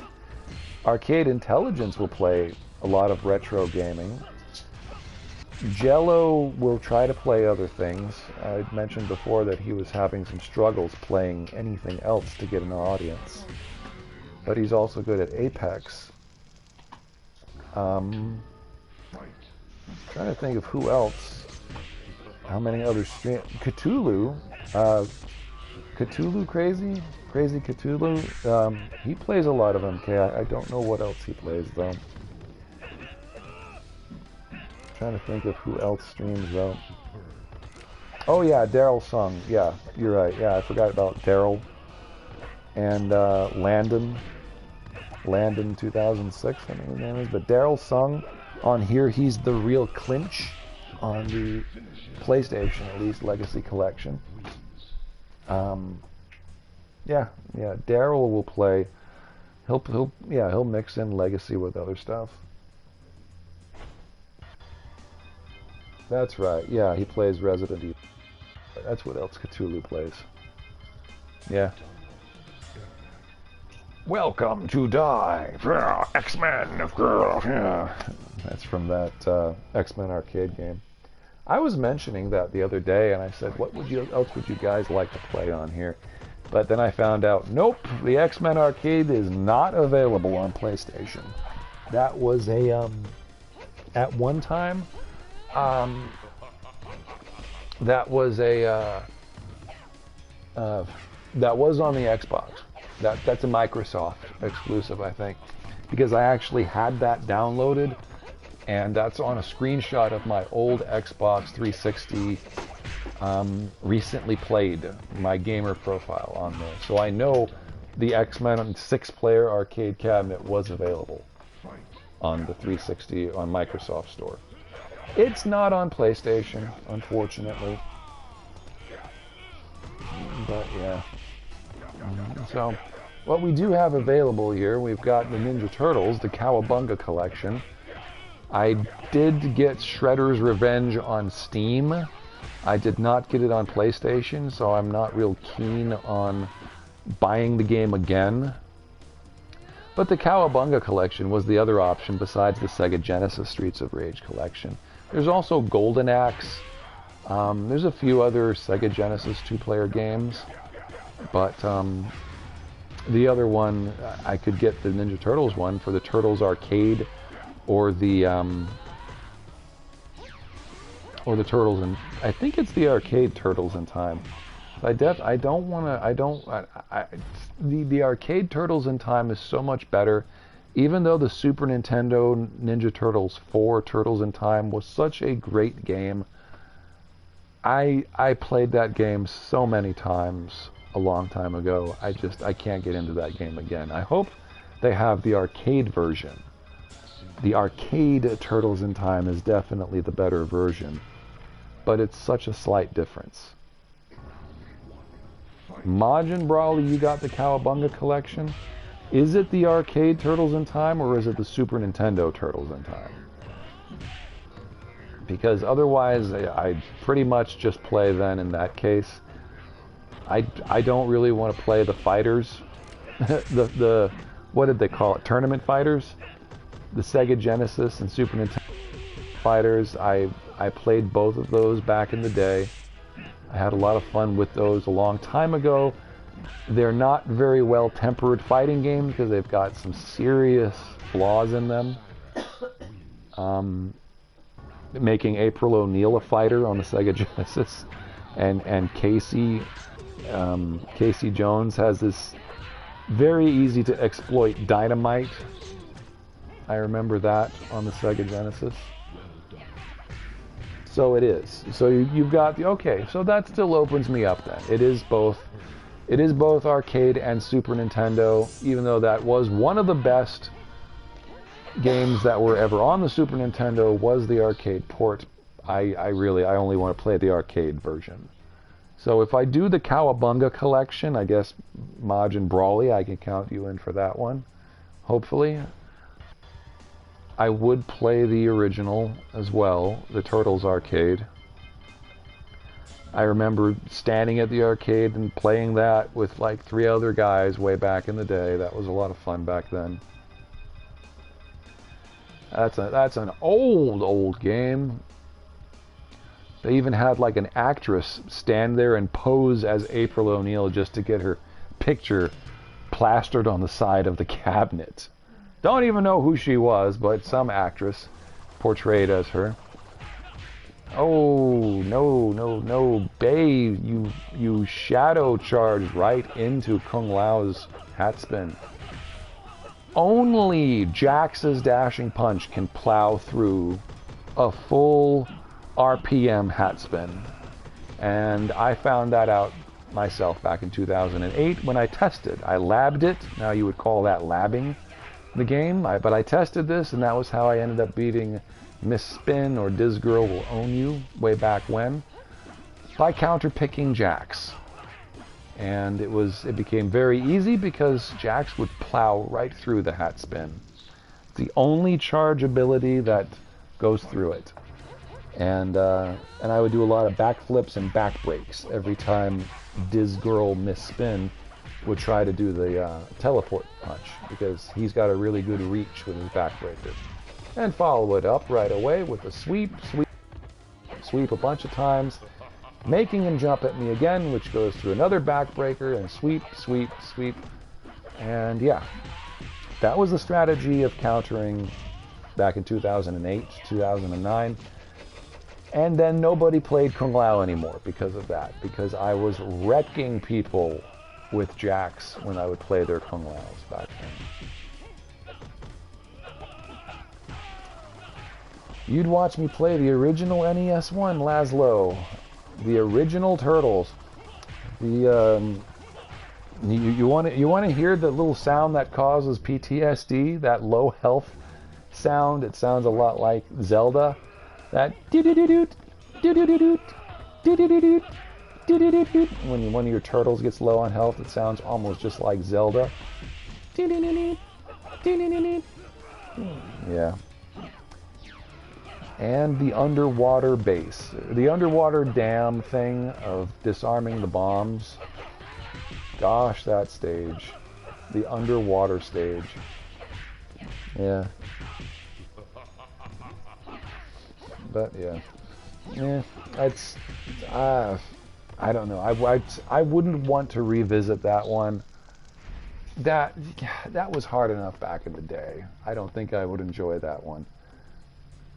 That was hard enough back in the day. And then if you manage to survive, congratulations, you get the turtle wagon and you get like 5 missiles.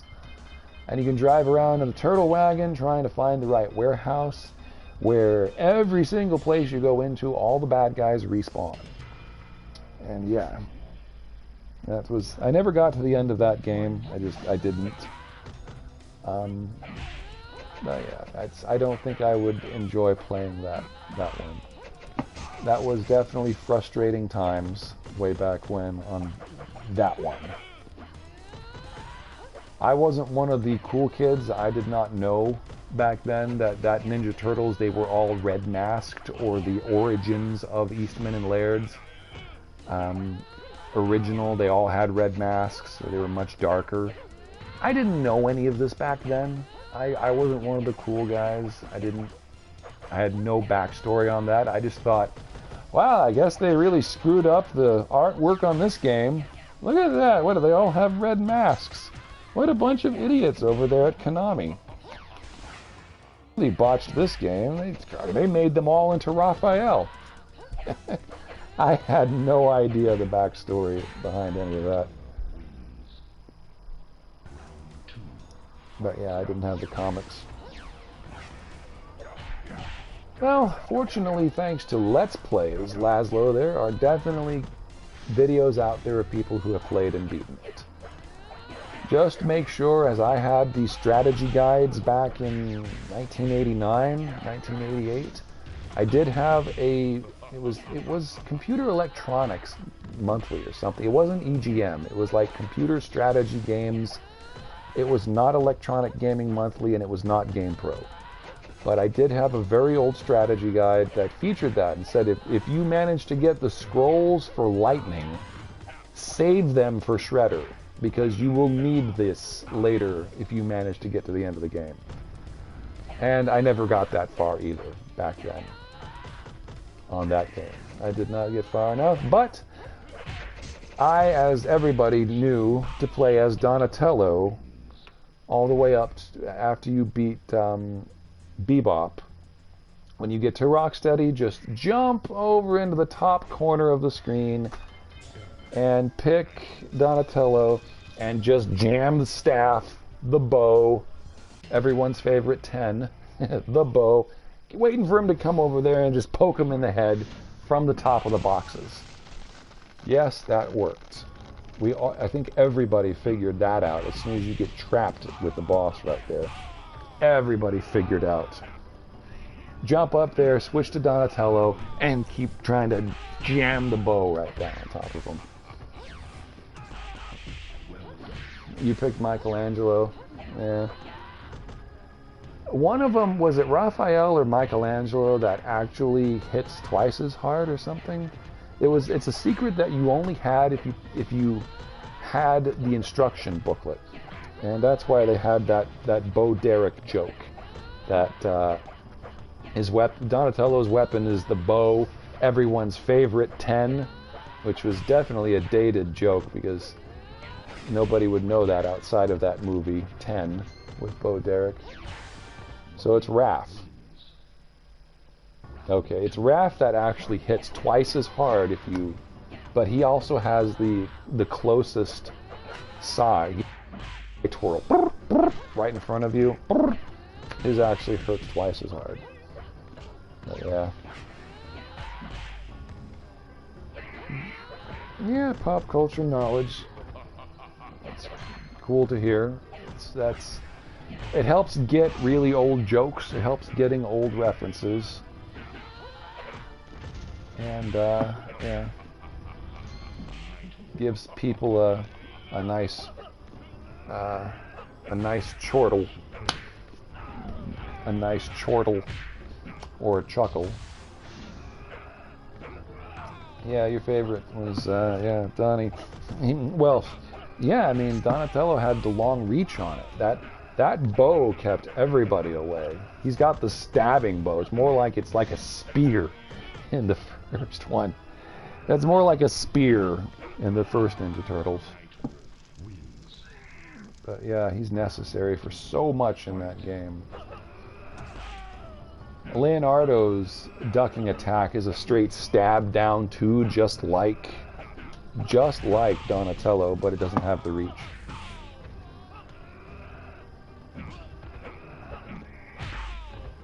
Was that by Konami or was that by Ultra? Because Ultra, let me see here, Turtles 1. Was that by Ultra or by Konami?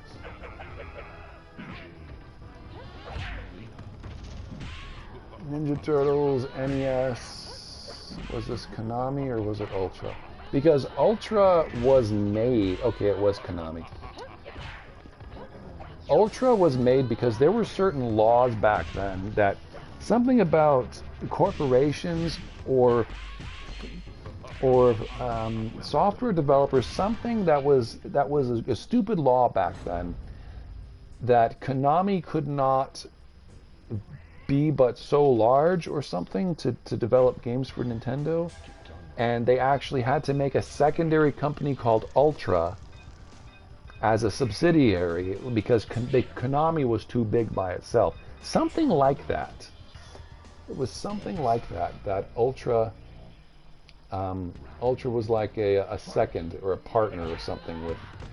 And then, of course, once that law was gone, then Ultra it dissolved back into Konami.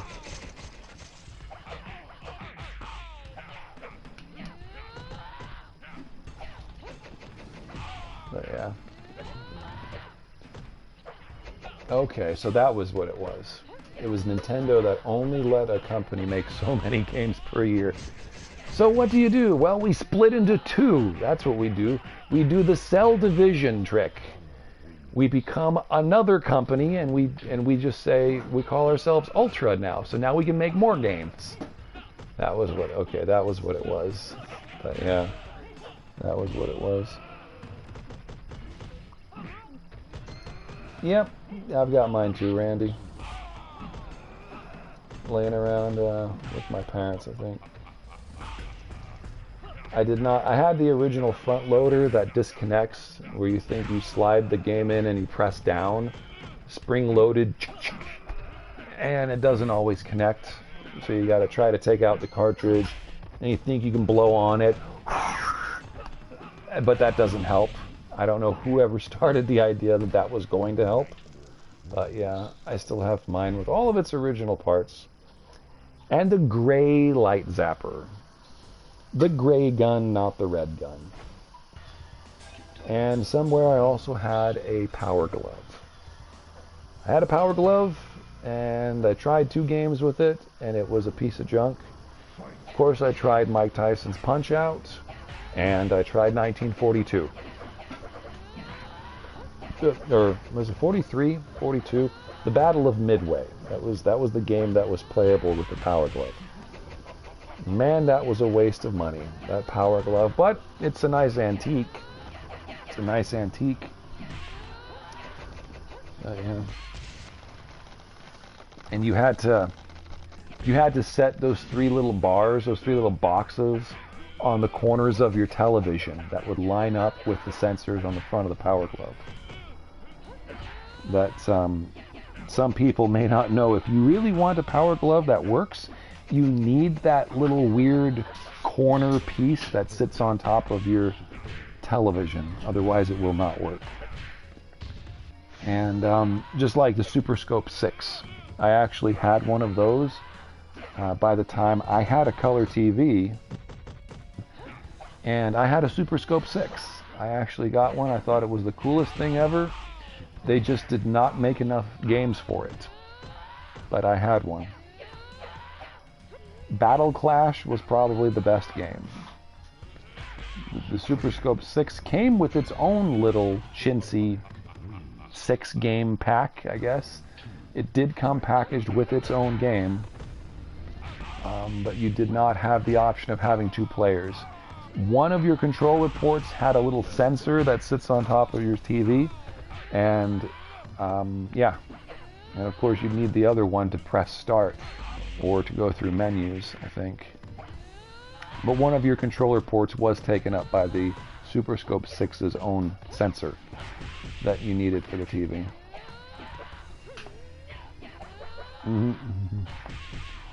Yeah. Yep. The gloves, they malfunctioned. They did not work as they were advertised to. They would show you on the previews, on any of the commercials for the Power Glove, that you're supposed to be able to like punch and like, yeah, I'm Little Mac and I'm gonna uppercut Mike Tyson. Yeah, no, you can't. The game, it doesn't work like that, man. you can't. You're at best like kind of moving your hand. I'm gonna move my hand up. Okay, if this works right, Mac jumps left. Oops, he didn't duck right. Okay, and you gotta kind of do this little. This is about all the movement you can get out of a Power Glove. It was such a stupid idea. It really was bad.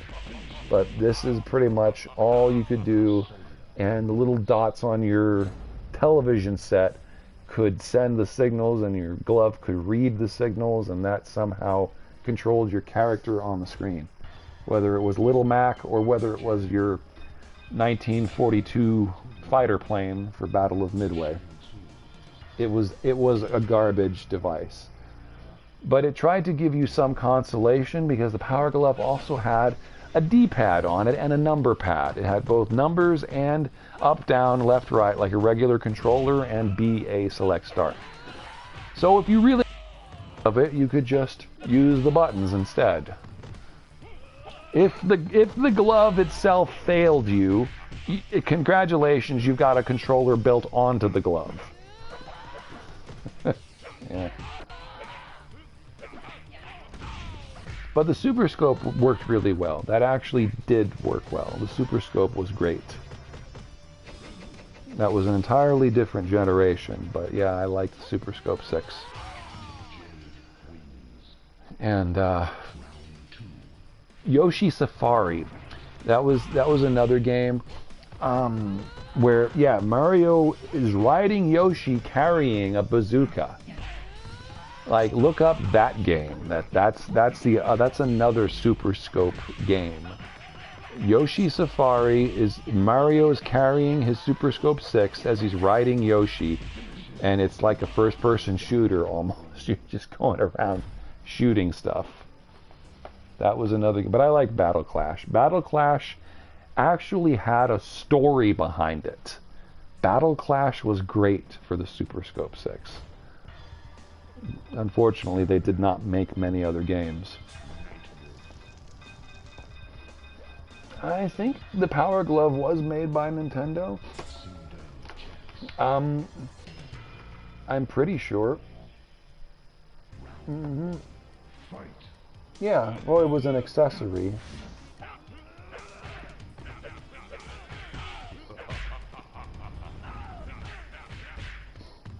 And the number one question was, did the Power Glove ever work? yeah, it's sort of.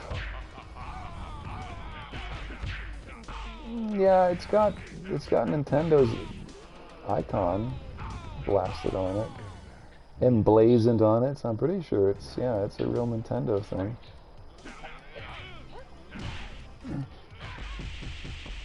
I did forget to mention, though, on one of my streams, there is another system I have here. Of the systems that I have mentioned, I do have a Game Gear.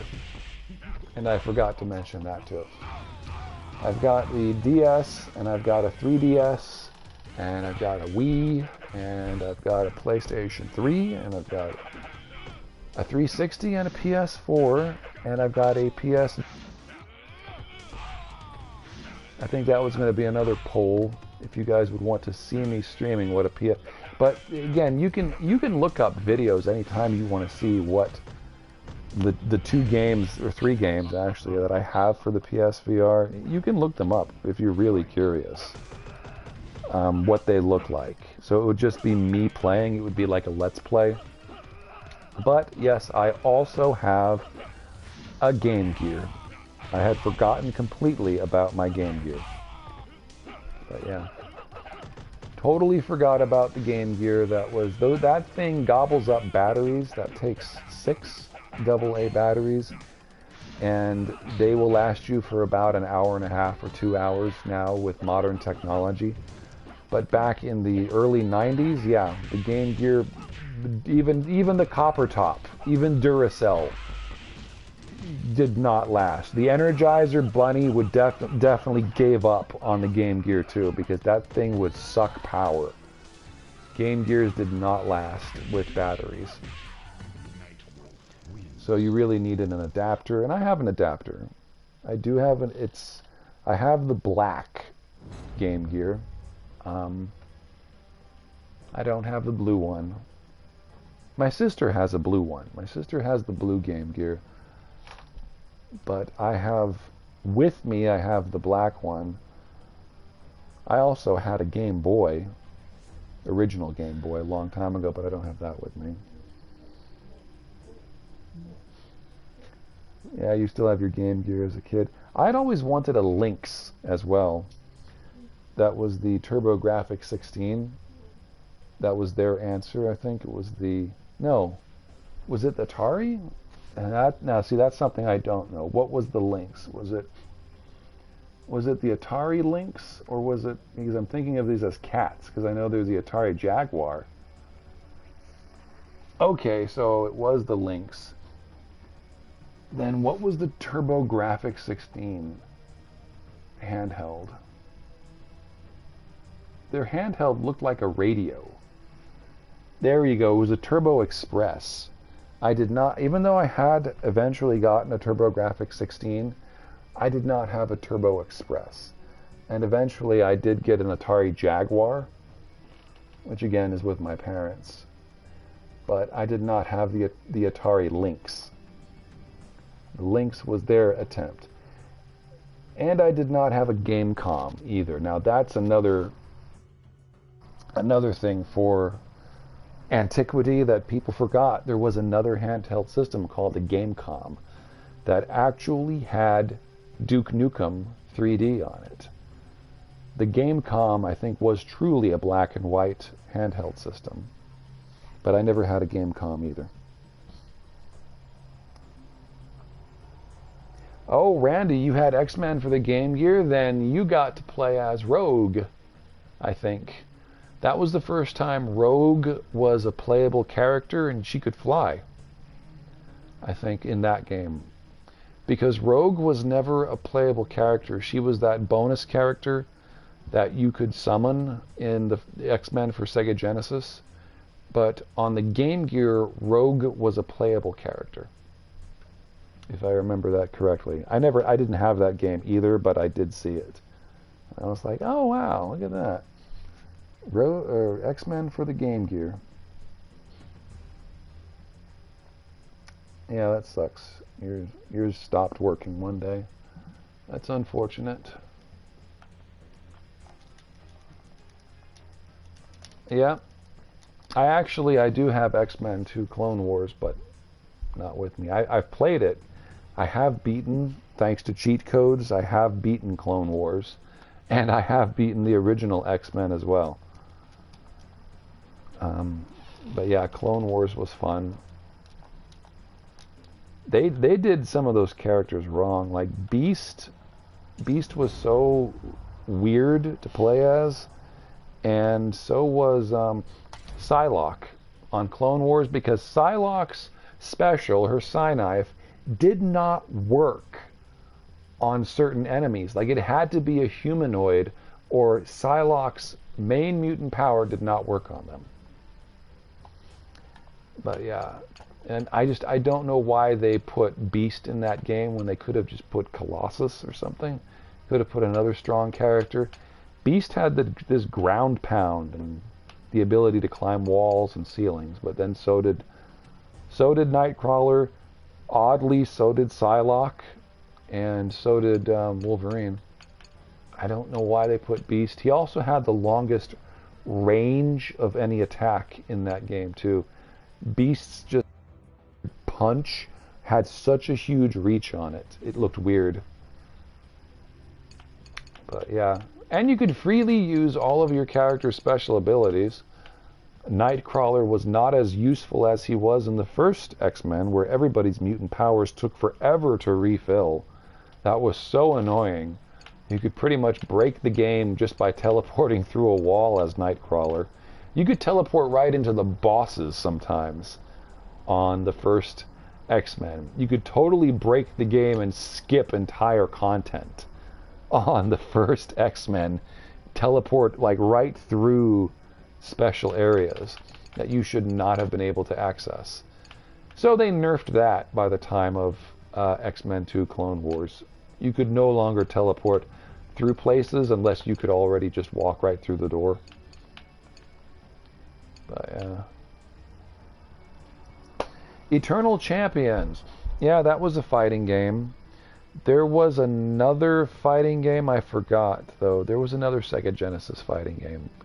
I didn't get into Eternal Champions, though. I know that was actually on... That was also on the Sega CD as well. I did not get into that one. Hey, Street Combat. Speaking of Street Combat, that was a Super Nintendo fighting game called Street Combat.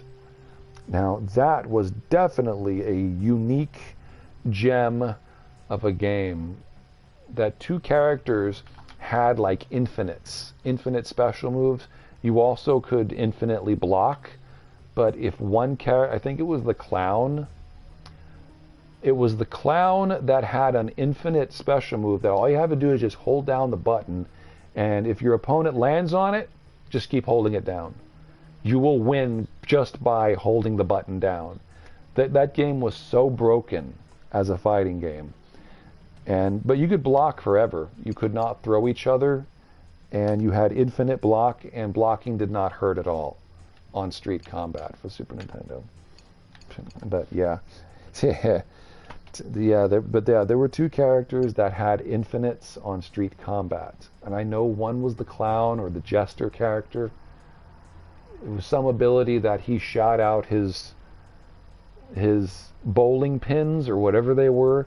He'd shoot them out from his hand, and they'd stretch all the way across the screen and just hold the button down or tap it a bunch of times, and you, because it was unbreakable. That was one of them I remember from that game. A good Game Gear game, Chakan was really difficult. There was a Chakan on Sega Genesis, but Chakan on Game Gear. That game was, you had infinite lives. That was one of the first games that actually gave you infinite tries. And it was tough. It was tough to beat back then for a for a Game Gear game. There was a good Sonic game. The Simpsons was another Nintendo game that went to the Sega Game Gear. And Garfield, Caught in the Act. Garfield was a good Game Gear game. My sister had that one. Garfield, Caught in the Act. I think that was actually the first Garfield video game ever. Made an appearance on the Game Gear. Of all things, yes. Garfield's first video game appearance was the Game Gear. Yeah, it was Garfield, Caught in the Act. Garfield, Caught in the Act. And now let me just double check to make sure I am not wrong about this. Caught in the Act. Yes, I am correct. Garfield, Caught in the Act. So it was also on the Genesis, so I was wrong about that. So Garfield's first appearance, it was both Genesis and Game Gear. So it's both. That's one of those games that's on both. Garfield Game Gear and Garfield Genesis. Garfield... How about Garfield's first video game? What was the first video game? Was it Caught in the Act? No, it was an Atari 2600 game. Oh, gosh. I was not correct on that one. I was not right. It was 1986's Create with Garfield.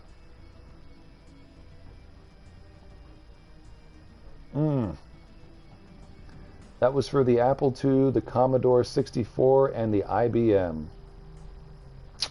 So that was the first one. And the other one was A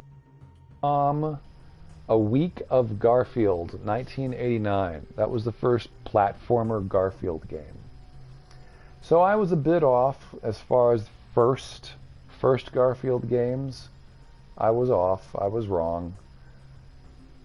Apple II, Commodore 64, and IBM had Create with Garfield in 1986. And the Famicom only. It was exclusively a Famicom game. So that's only Japan in 1989, called A Week of Garfield. And then Garfield Caught in the Act. And that was where I first considered the first major Western Garfield console release. So at least the internet can validate me on that one. It was on the Genesis and the Game Gear. So that's another good game. If you want to play another good Game Gear game. Oh, you remembered Chakan as well, huh? Yeah. Oh yeah, every little orange tabby cat. Orange and black looks like Garfield. Oh yeah, the Disney games were great, but you know what, Smoke?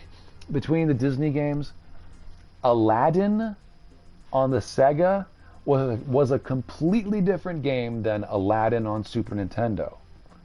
Very different games. However, Lion King is identical between Sega Genesis and Super Nintendo.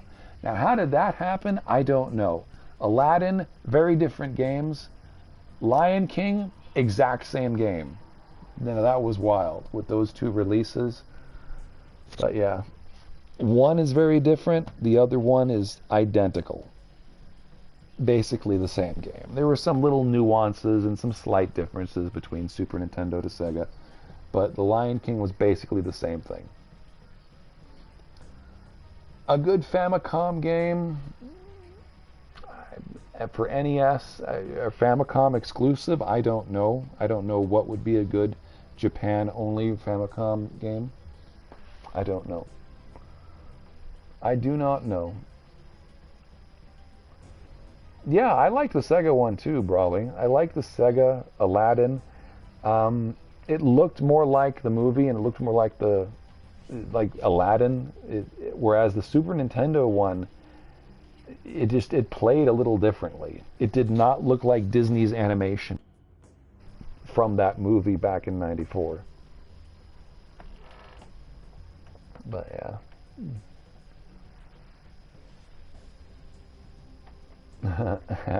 Yeah, you got those, huh?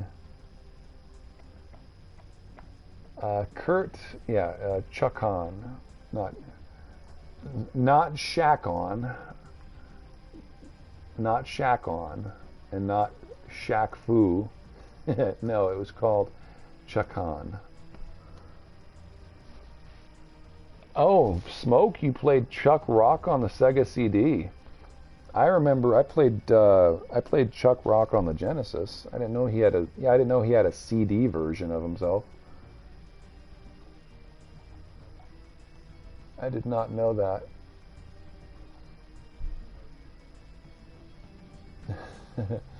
Yeah, Randy, there was a Ronald McDonald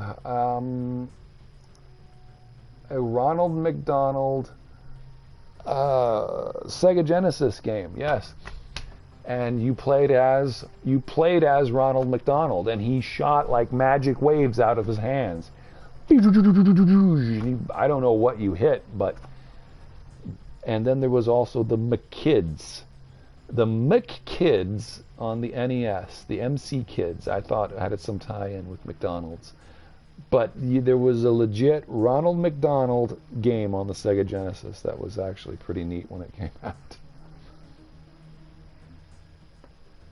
Yeah, no, 20. I haven't played that game in like 35 years. I had rented it from Blockbuster, I think, once. But yeah, the Ronald McDonald Sega Genesis games. Yes, when a fast food franchise was so big they made video games with their mascot characters in it. Oh. Well, there's Dr. Fun, but there's also Split Sec, so who's really here? We'll see a Split Second here. Oh, you did? You'd gotten into the make your own fighting game? Oh, Ristar. Okay. Yeah, I remember. Konzer King Kong, you guys are doing singles here. You and Splits, you're doing the singles. Ristar, is that the star guy?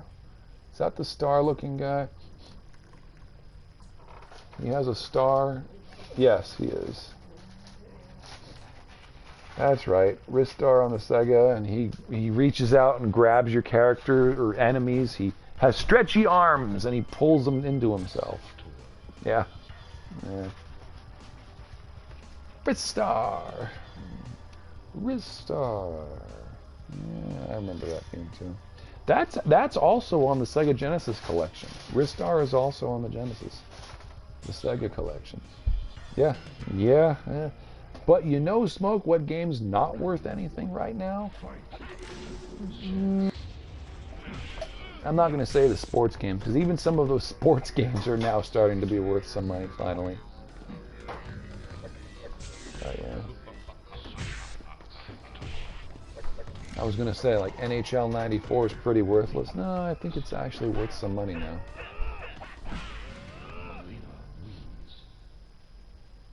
You got the Rampage edition, yeah. Jurassic Park Rampage edition was good too. We're going low power mode here because it's in the middle of the night. But yeah, the Rampage edition.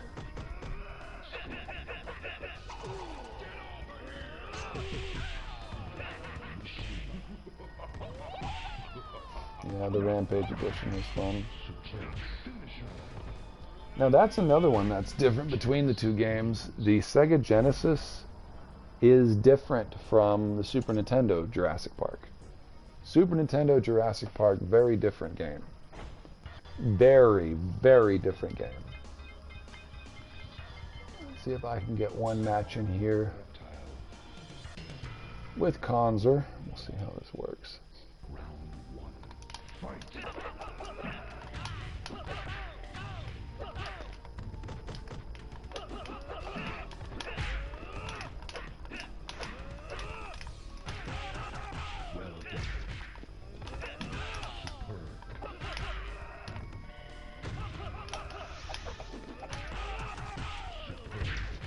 Pew pew. You remember the big ads? Yeah.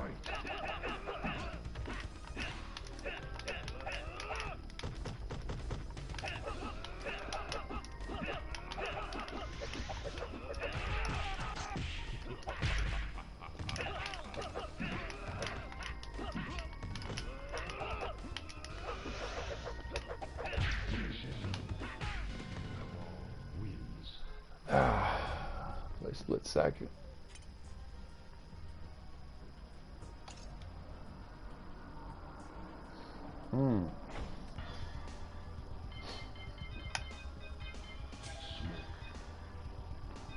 Breaking it down here with Smoke. Split Sex getting back in the swing with his Kano.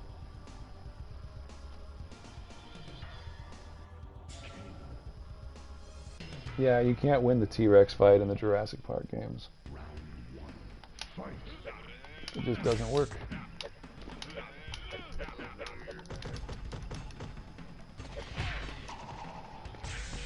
Ah, nuts. I was hoping I'd catch him with something else.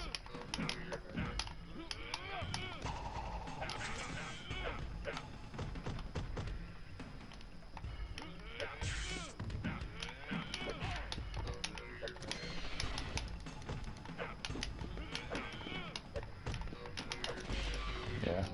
Too low on health.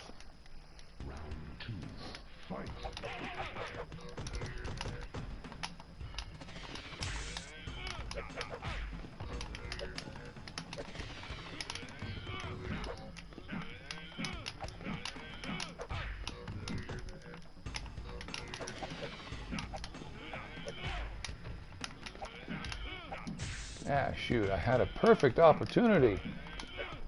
I missed it.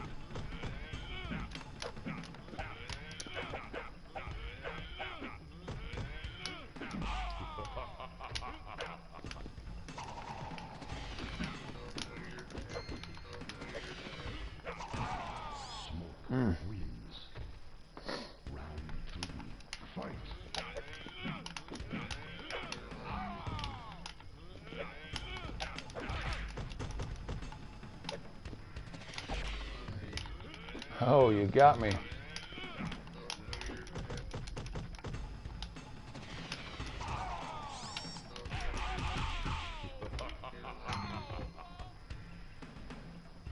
Really? You're gonna try that? No. No. Very good. Battleship, huh?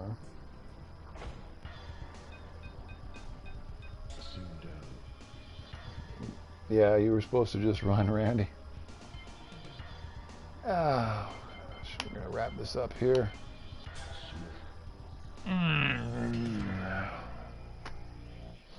It is definitely late.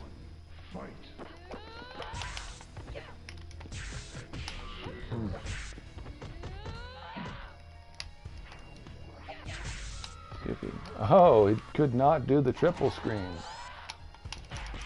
I gave you the triple screen, Konzer. You had the chance of the triple.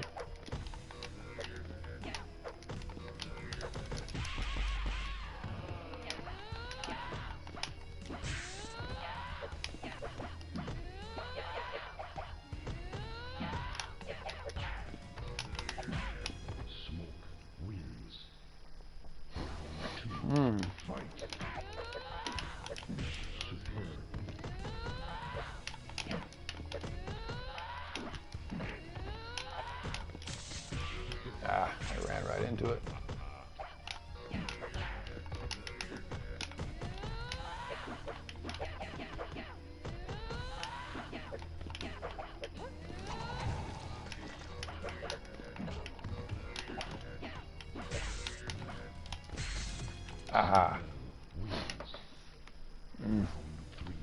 Fight.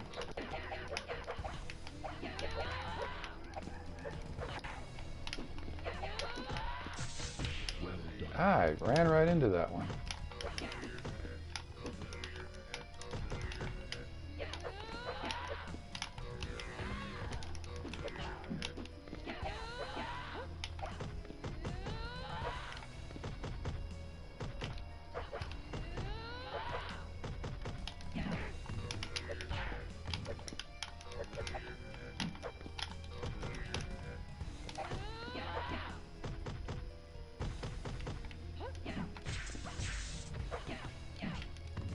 Changing it up.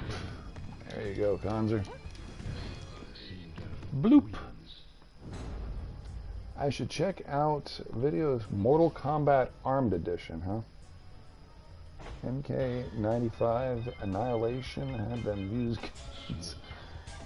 Oh yeah, that video. I've seen that one. That's some funny stuff.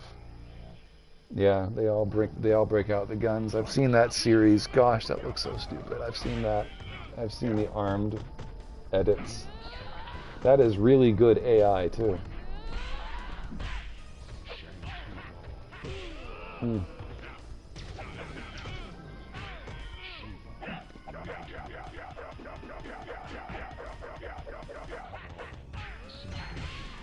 Oh yeah, in that one scene, I think he breaks out a bazooka or something from one of those. Yeah. That is AI that's on another level, making those videos MK Armed Edition. That's wild.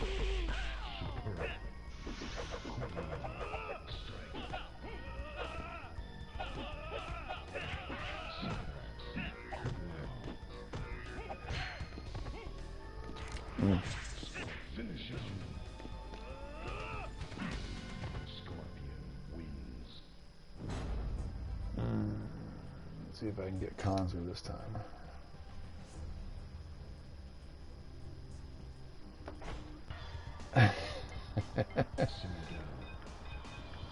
Alright, he's going to try this again here.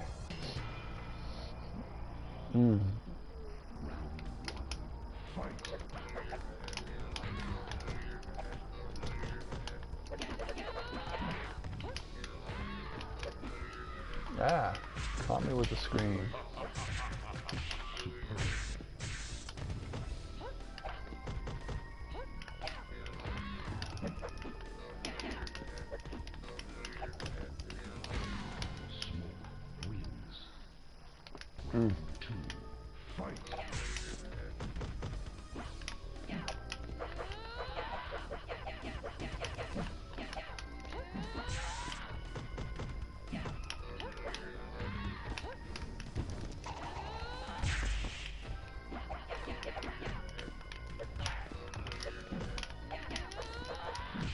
Ah, I jumped into it. Crap.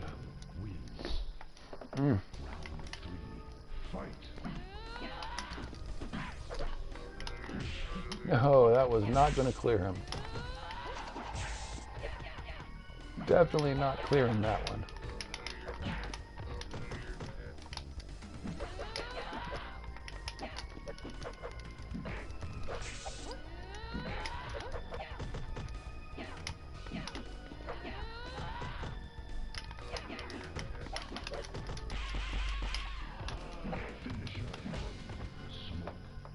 Alright, very good there, Konzer.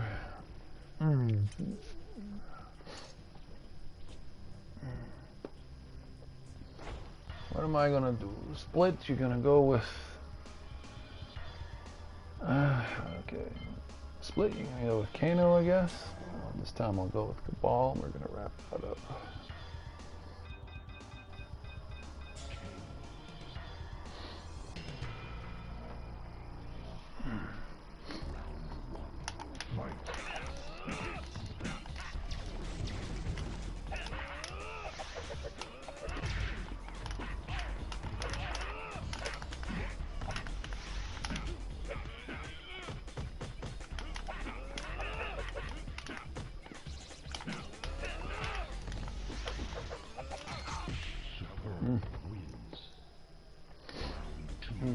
Fight.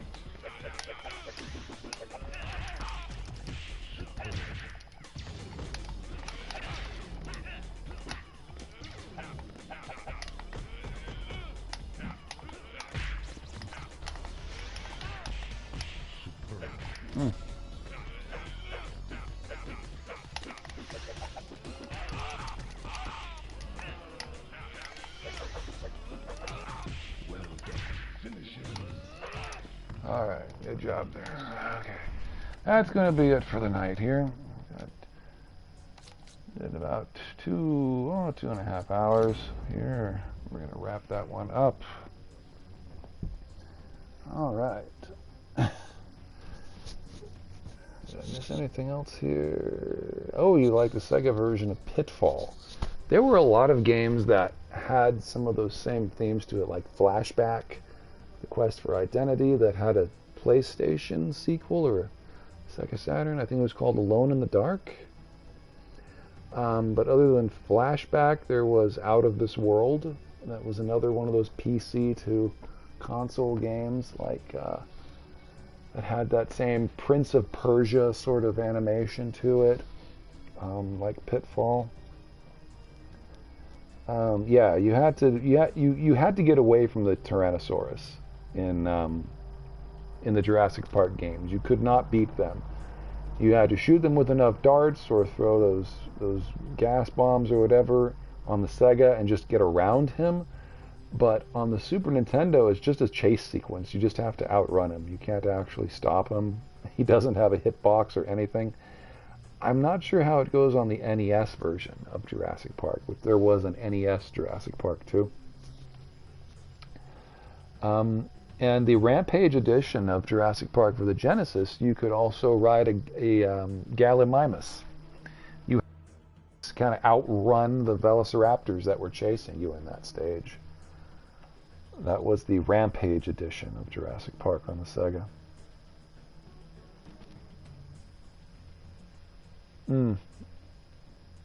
Yeah.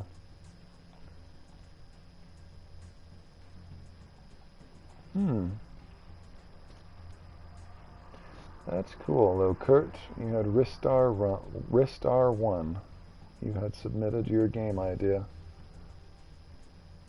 Yeah. Alrighty.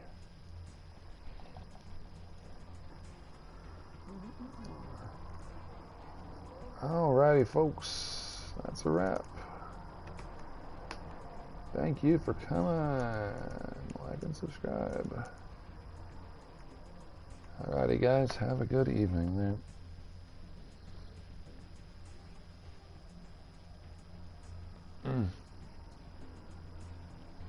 Brawley, I'm sorry you just got home. Yeah, it's pretty late in the middle of the night. But yeah. Alright.